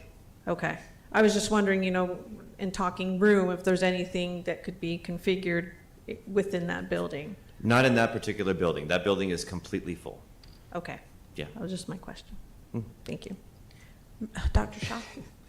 So we keep on talking about our enrollment problem in our district. We're losing students. We need to be more competitive. And when we have a school that's getting a majority, 60% of the students from outside our own boundaries, let alone all the students within our boundaries that would go somewhere else if it didn't exist. Like the bond, one of the reasons for the bond is to increase enrollment, and I think we can do more here. I think we need to, I love this, for this to come back to us in the future as well with a deeper thought about what is our true capacity, what can we do with the academic standards to make sure it's high, but to have more availability for students around Pima County to come to this school that draws the majority of the students from outside of our district already. And what's the cost-benefit analysis of going, there's only 4 classrooms or maybe 5 classrooms, that's not really bringing much capacity in. It's not going to increase enrollment that much. I'm still tripped on why we put 8 new classroom and sanitary facilities when it's, so that's my own, why I was asking the questions. I mean, that's probably on us. We need to be clearer in the scope, you know, because when I reviewed these materials, I'm thinking, okay, we put language in there, new classrooms, new build, new facilities, but we have the portable issue. So I think we have to capture that a little bit better, you know, when we come back, because that's a little, when you read that, you're thinking, okay, we're going to lose 8, we're going to gain 8. But my number one goal for Rincon for University High School is enrollment. And when you look at the Rincon side of the house, it's going to be band and it's going to be choir. They're fast emerging as an amazing choir. And when you look at UHS, it's that brand. And the more seats that we open up, the more capacity that you're going to have there. So finding the sweet spot, that balance in supporting and investing that band, but then also creating the seat space and being able to do so without sacrificing the academic standards that have been set. So yeah, I think we can, you know, come back and put our heads together and see where this can go. Like I usually like to vote on things right away and just be done with it, but like for something like this is like might be the only opportunity we ever have as a school district. Absolutely. With this $470 million to build structures that increase enrollment and campuses that are at capacity. And again, just for those watching, I know we've got some excited communities at Rincon and Davis Romero. The board tabling this and coming back, it's not jeopardizing something that's going to happen tomorrow. Like I know everybody's excited. We're talking about probably 2-year projects. So it doesn't hurt the board to say, hey, let's bring this back in the next meeting or 2, because this isn't like a project that's you have to vote on now because it's going to get done next week. I mean, we're talking about pretty lengthy construction projects that are going to go on. So you do have time to move a little slower on this. Mr. O'Mara? So, you know, and I understand that we're looking to increase enrollment, and then that, I guess that was kind of my understanding, why are we getting rid of these, making these temporary portables versus keeping those, which would be that other 4 classes. So now we have 8 classrooms if we kept those yellow portables as opposed to getting rid of them. So now we've just added 8 classrooms by making this addition here, because like I said, if we end up coming back later on to do a cost analysis to go up, it's going to raise that amount so much more versus to have these other 2 portables stay in place, the yellows as well as the purples, and then see that enrollment grow. And then based on this enrollment, even though yes, they're portables, then at that point we can say, hey, we've got enough money to build another wing of permanent structures to replace these portables. You know, I don't know if we come on back later on to try to change that existing building. I don't know how much work and effort's been put into the drawings and things of that nature. And I understand taking another month shouldn't be a big deal, but I would like to at least consider keeping those yellow portables until, you know, as opposed to just disposing them after the fact. But I don't think elevating that to a second floor cost-wise versus building an extra, but then that an extra amount of money is just going to be a lot more money. Sure. I just wanted to speak as far as Bond Oversight Committee Chair. I understand the enrollment issue that was, all these questions came up during our meeting as well. However, we wanted to be, when we asked these questions, it was made clear to us that bond language clearly states that it doesn't necessarily say expansion, it's just replacing portable structures with permanent structures. So yes, I'd love to build more. I think all of us would, but we also need to be careful with that money that we have. And I feel that as a bond oversight committee, we looked at all that and we I don't know, would this go back to the bond oversight committee, or would you guys just have the final decision on, is this money going to be coming from bond money? Those are just questions and concerns that I have. I'm all for increasing enrollment, but I do feel that part of our responsibility is also to make sure that we're not spending more than we should per school. These projects, we can say it's $8 million, but we know in the end, once final costs come in, it'll likely be $9 million or more, or so on and so forth. That was it. That's all I wanted to raise that point. And I think we respect that very much because you guys are put in a very tough position to do a lot of the homework before it comes to us. So for you and the bond oversight committee, we commend you for doing all these extra works. And sometimes, we forget all the work and questions you guys have done, and that's why we put your guys' committee together, so you guys can do the heavy lifting when you bring it to the board. So I don't want to amend my motion. I'd like to at least entertain and have it voted on, and then if it fails, then we can look at another motion. I'll make a substitute motion to table this and have it come back to us with more information. All right. Okay, that substitute motion dies for lack of second. So we're back to the original motion. Any other discussion? All those in favor say aye. Aye. Aye. Those Aye. opposed? Motion carries. Thank you. Next is item 7.5, the approval to procure goods and services for Q2 through Q4 fiscal year 25-26 bond project priorities. Okay, while they're bringing up the document, so we have more exciting projects for Q2 through Q4 for 25-26. So one of the schools that we are doing domestic water line, we had discussed how we do want to have renovations happen during the time while we already have the school temporarily shut down.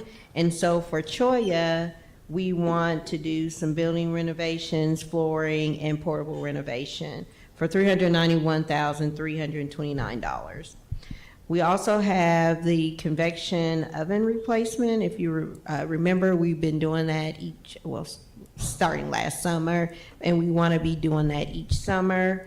And this is for Hollinger, Lawrence, Mission View, and Safford for $50,800. Same thing, dish machines, we're wanting to do for Hollinger, Lawrence, Mission View, Safford, and Vesey. That's 5 schools for $133,210. And then we're on our second set of schools for the implementation of artificial turf. It would be Cholla High School and Saguaro High School for $4,951,285.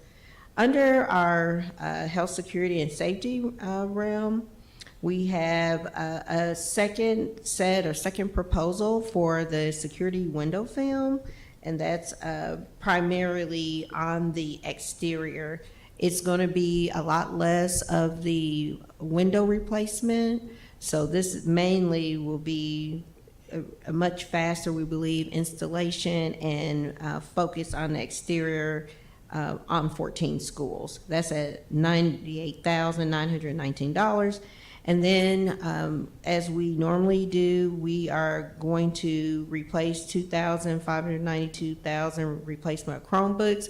That would be the G7, the one that had the problem with the battery, so that would end up replacing all of those. We did 1,000, so this will replace the other remaining.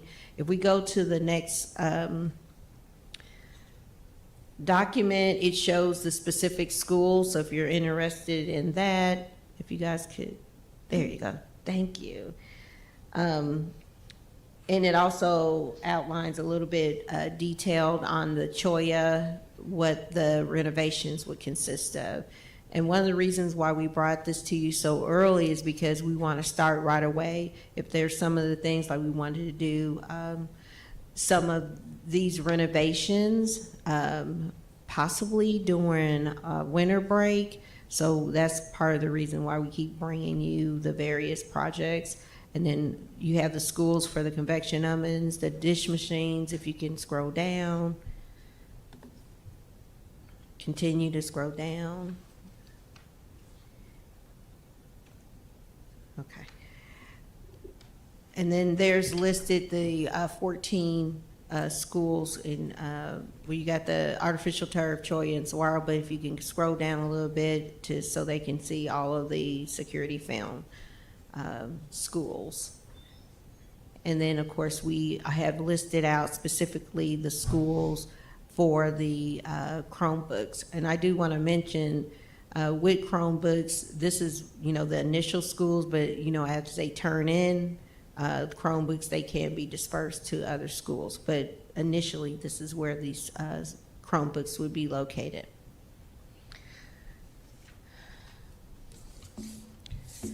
So, what I would like to do, and then this is where I want to ask for the approval to procure these goods and service for Q2 through 4 for FY25 and 26 for the bond project priorities. The recommended action is to motion to grant authority to the purchasing director in conjunction with the bond program manager to procure goods and services using the approved TUSD and cooperative contracts for the next wave of bond projects not to exceed 20% contingency where single purchase may exceed $250,000 or for cumulative purchases with the cooperative contract vendors in excess of $250,000. I think I'm getting a little tired. So moved. I'll second. The item has been moved and seconded. Any discussion? Mr. Romero? Just real quick on Cholla, we're talking about portal renovations on that one. On our portable renovations, what are we doing on these, and what's going to be the life expectancy when we spend this money on these portables after we renovate them? I'm going to have Damon answer that one.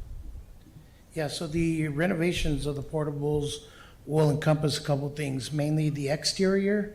So the exterior skirting, because in both portables, the skirting on 3 sides is non-existent. They get a lot of burrowing of animals. The animals eat the low voltage, the electrical, and cause issues in there.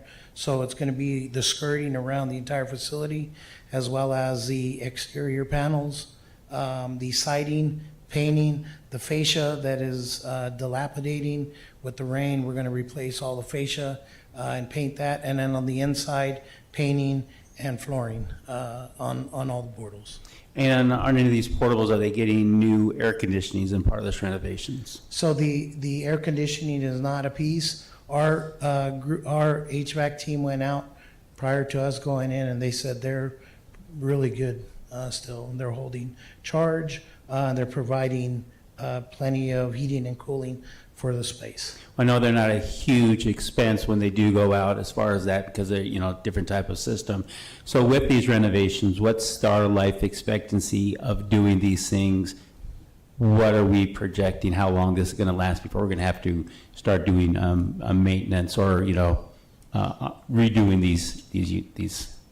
Right, so I would say the added maintenance or the added life, design life to the portals is going to be at minimum 10 years. Okay. Because they're going to have new flooring, new subfloor. The exterior is going to be resided and painted, as well as the fascia. And that's where we have our biggest issues when we have issues with our portables is the siding, skirting, and the inside, and those are the items that we're addressing. So I Okay. would say about 10 years. Okay, perfect, thank you. And then just flooring, talks about at Choya, and I know we talked about it just briefly on this, as flooring replacement for 63-5. Is there a certain area that they're looking to do that at Choya?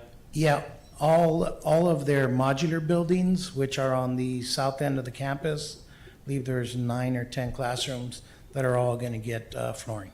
Okay, so that's not the main building, the modular, so it's not like the concrete that we're talking about? No. And then just going back one more, was talking about the safety screen, health, security, and safety. And it talked about, the security screen, but it also mentioned additionally, graffiti protection film will be applied to the interior face only. Is this something additional, or does all the stuff that was done prior also have this graffiti protection, or this is something new? I did want to make a correction where it says additional graffiti protection film would be applied to the interior. It should have said exterior face only. Okay. So I do apologize for that. Do you want to say anything more? I mean, I think I hit that part. Did you have another question? Well, I was just wondering, does all our other ones have that, or, because it just says additionally, so I didn't know if that was meaning now these new wave of screens or tint is going to have something different? They have the same.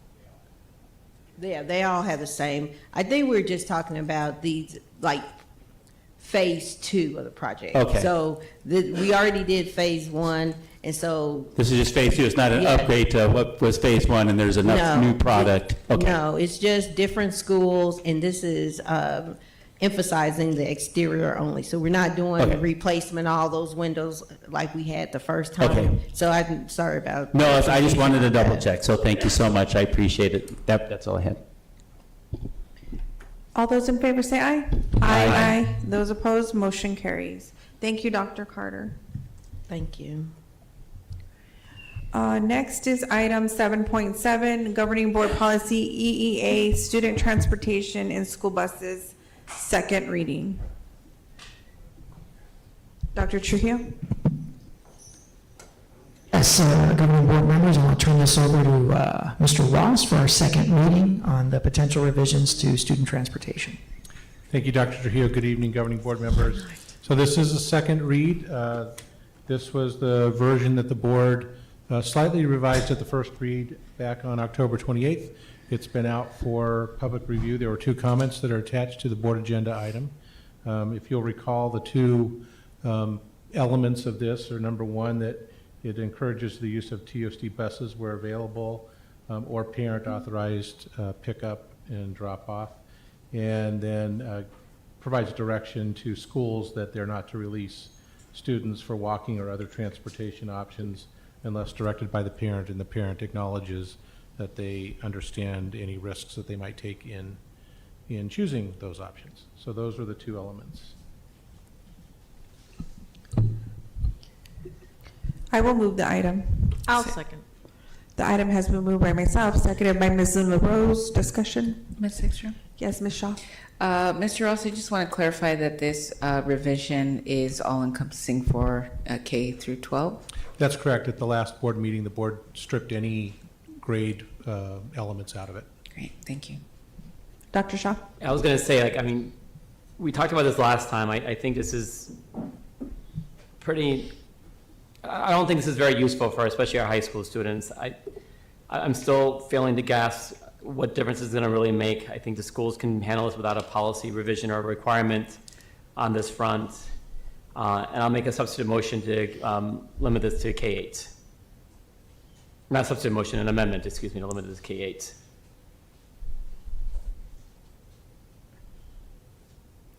I feel like Sadie tonight. No seconds on my things. Sorry, Dr. Shaw. Sorry. Got one. Robbie. Okay. Any other discussion? All those in favor say aye. Aye. Those opposed? No.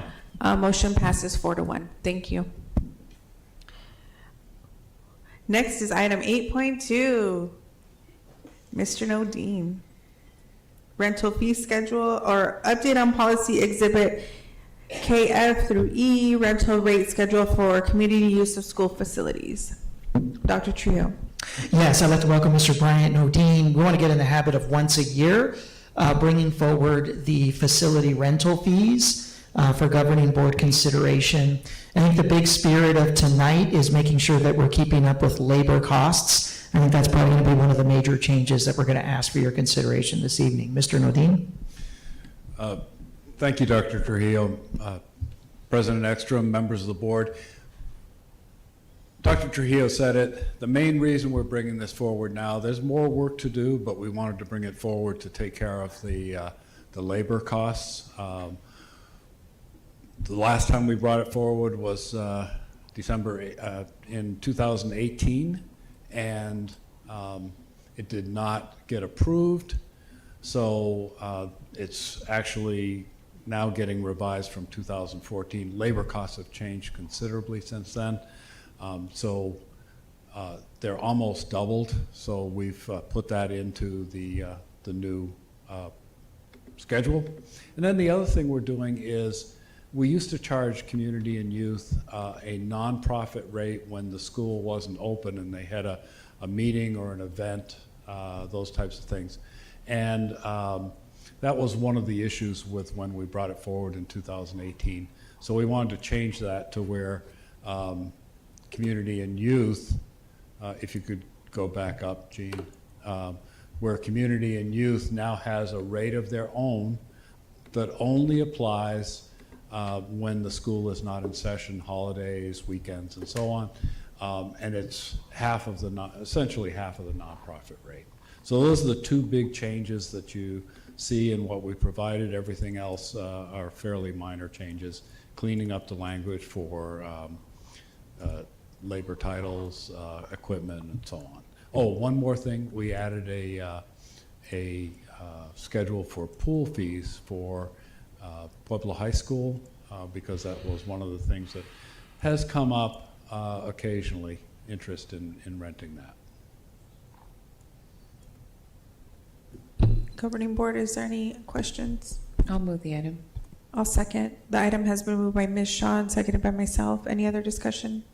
Mr. Romero? So as far as a lot of these things that are happening, just kind of my looking at them, just my opinion, they look a little on the lower side as far as those when we start looking at these, what we, our space is worth. And I understand the labor aspect of it is huge. We want to make sure we have those costs covered. Now, the majority of the ones that are being used, are these mostly single use, or do we have some of our clients that, say, they'll use the basketball courts because they have like a club basketball or volleyball or season? Who's mostly utilizing this, or do we have kind of a guide or a guide of who's using our facilities? We do have information on who's using them. A lot of it are clubs, and some of the bigger ones are churches too. Okay, And but those, we don't have. those are the ones that are multiple uses year to year. But say a club that does volleyball, that does a youth sports league, they don't rent our spaces, they rent some other place. Actually, no, clubs do rent our fields. They do fields and our Absolutely. courts and things like that also? Yes. Okay. So I guess my kind of thought process on that is because if, they're using it, they're absorbing the cost, they're giving the cost to whoever's, going into that. And I don't know if there's something when we start looking at these is to maybe do an incentive to say, hey, if you, contract with us for 2 years, we're going to hold this rate for you because rate increases are coming, or something along the lines like that. Just, I guess, because I think we can market these spaces, because we have a lot of beautiful spaces that I don't think the community knows that they can use outside of school hours on here. And I think if they knew these and they had a better idea of the pricing guide, especially now, I think we'd be able to utilize these facilities to our community a lot more. Okay. So what I hear you saying is really two things. We need to get the information out on the availability, and then the other thing is look at multiple use discounts. Something along those lines of just, again, making it attractive for other youth groups to do that. Because I just, as an experience for me, I know my granddaughter doesn't do it anymore, but they had contracted with the U of A basketball courts in their, I can't remember what it is, MAC area, whatever.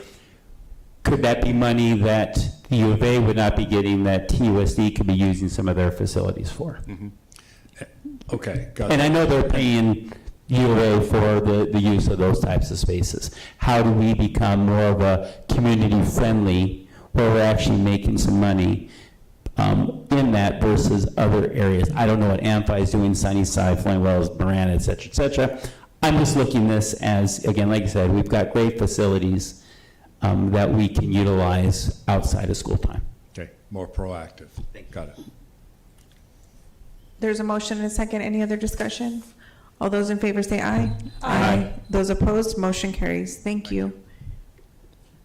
Next is item 9.1, information on new agenda platform, Diligent Community.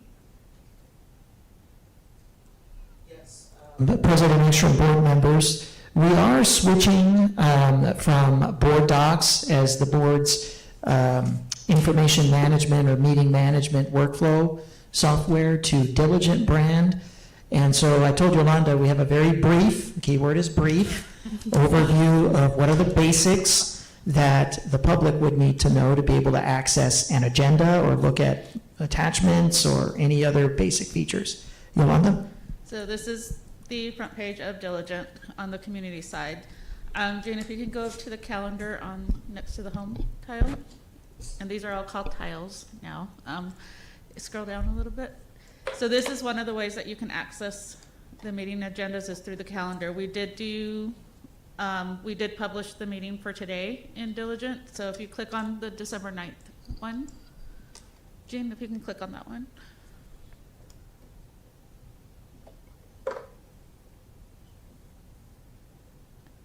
And you scroll down, it'll bring you the agenda for today's meeting. And if you go back a little up, if you do that, is that the screen, the split screen?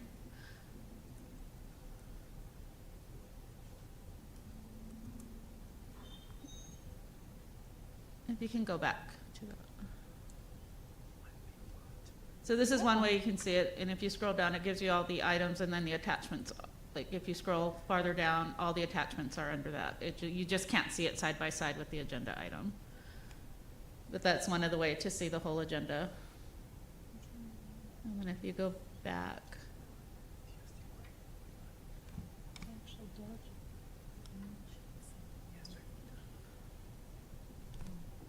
I can't get in. I'm gonna see it timed out.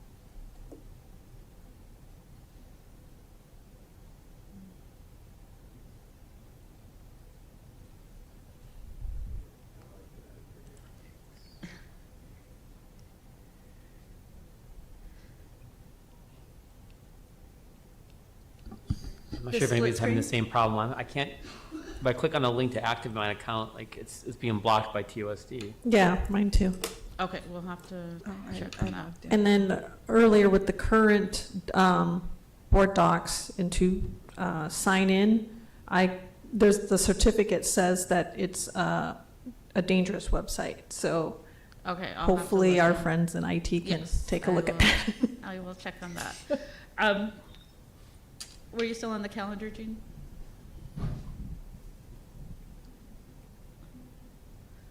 And then if you can click on the meeting, yeah, that one. And then there should be a split screen. So this gives the option of having the agenda on the left-hand side, and then if you scroll down and pick one of the either consent items or one of the ones that has an attachment.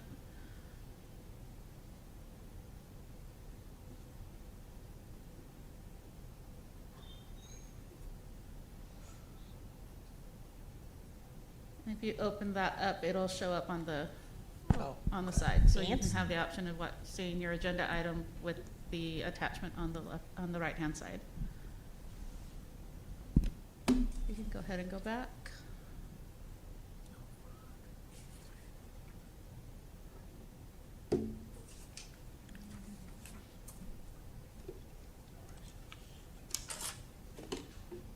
The cursor on the left-hand side. the back arrow. And then if you go back, go all the way back up. No, back up to the tiles on the top. And then the other,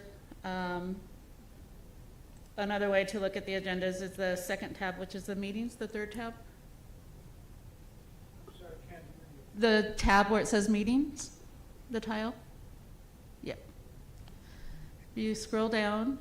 There you can actually see all the board meetings and all the committee meetings, where you'd be able to access all the agendas. Okay. You can go back up. There's also the search button. So if you want to search for either an attachment or an item, you would do a quick search, and then it gives you the option, if you can scroll down a little bit, it gives you the option to sort by relevance, by date or title, and then you can do it by descending A to Z or Z to A, whichever way. Okay, you can go ahead and go back up. So on the right side, there's also the ways to access the agenda, which is the calendargram. If you notice on today's meeting, on the second part, the today's meeting, you'll notice that the agenda shows red. So that means it's published and it's for public viewing. If you see upcoming meetings, you'll see the next meeting for January 13th. It has a gray slot. It shows that it's an upcoming meeting, but it's not been published yet. We don't have the agenda ready yet. But it'll show you once we start entering, creating agendas for future meetings. And then recent meetings are pretty much all the meetings from board docs have been migrated up until July. Once we complete this meeting, and I think our Budget Advisory Committee next Wednesday. Once those are completed, I'll make a call to Diligent, and they'll start migrate the rest of the meetings from August up until December. So everything should be in there. We're able to, the videos are in there from the past meetings as well. So that's been all migrated in. So January 2nd is when Diligent will go live. So our first meeting in January is going to be all on Diligent. Okay, I don't know, does anybody have any questions or? Ms. Shaw. Thank you for the presentation. So you said after the next budget advisory meeting or whatever, the meetings from this year will be migrated to Diligent. What about all the other meetings from years back? How can the public access like meetings from So the 3 ones years in ago? board docs should all be migrated here, and you'll see them under recent meetings. Okay, so for however many years back. They should be all from, Okay, well, wow. we started Diligent, I mean, board docs in 2019 or 2018?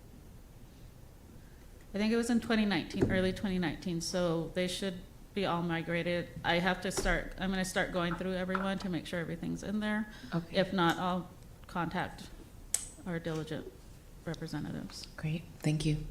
Children owns board docs, right? They own Yeah, board so docs, everything's yeah, all so they in just migrated together. Any other questions? And I'll check on your emails. Okay. and I'm sure I'll bug you. What? I said, I'm sure we'll bug her Oh, yeah. for questions. Next is future meeting dates and agenda items.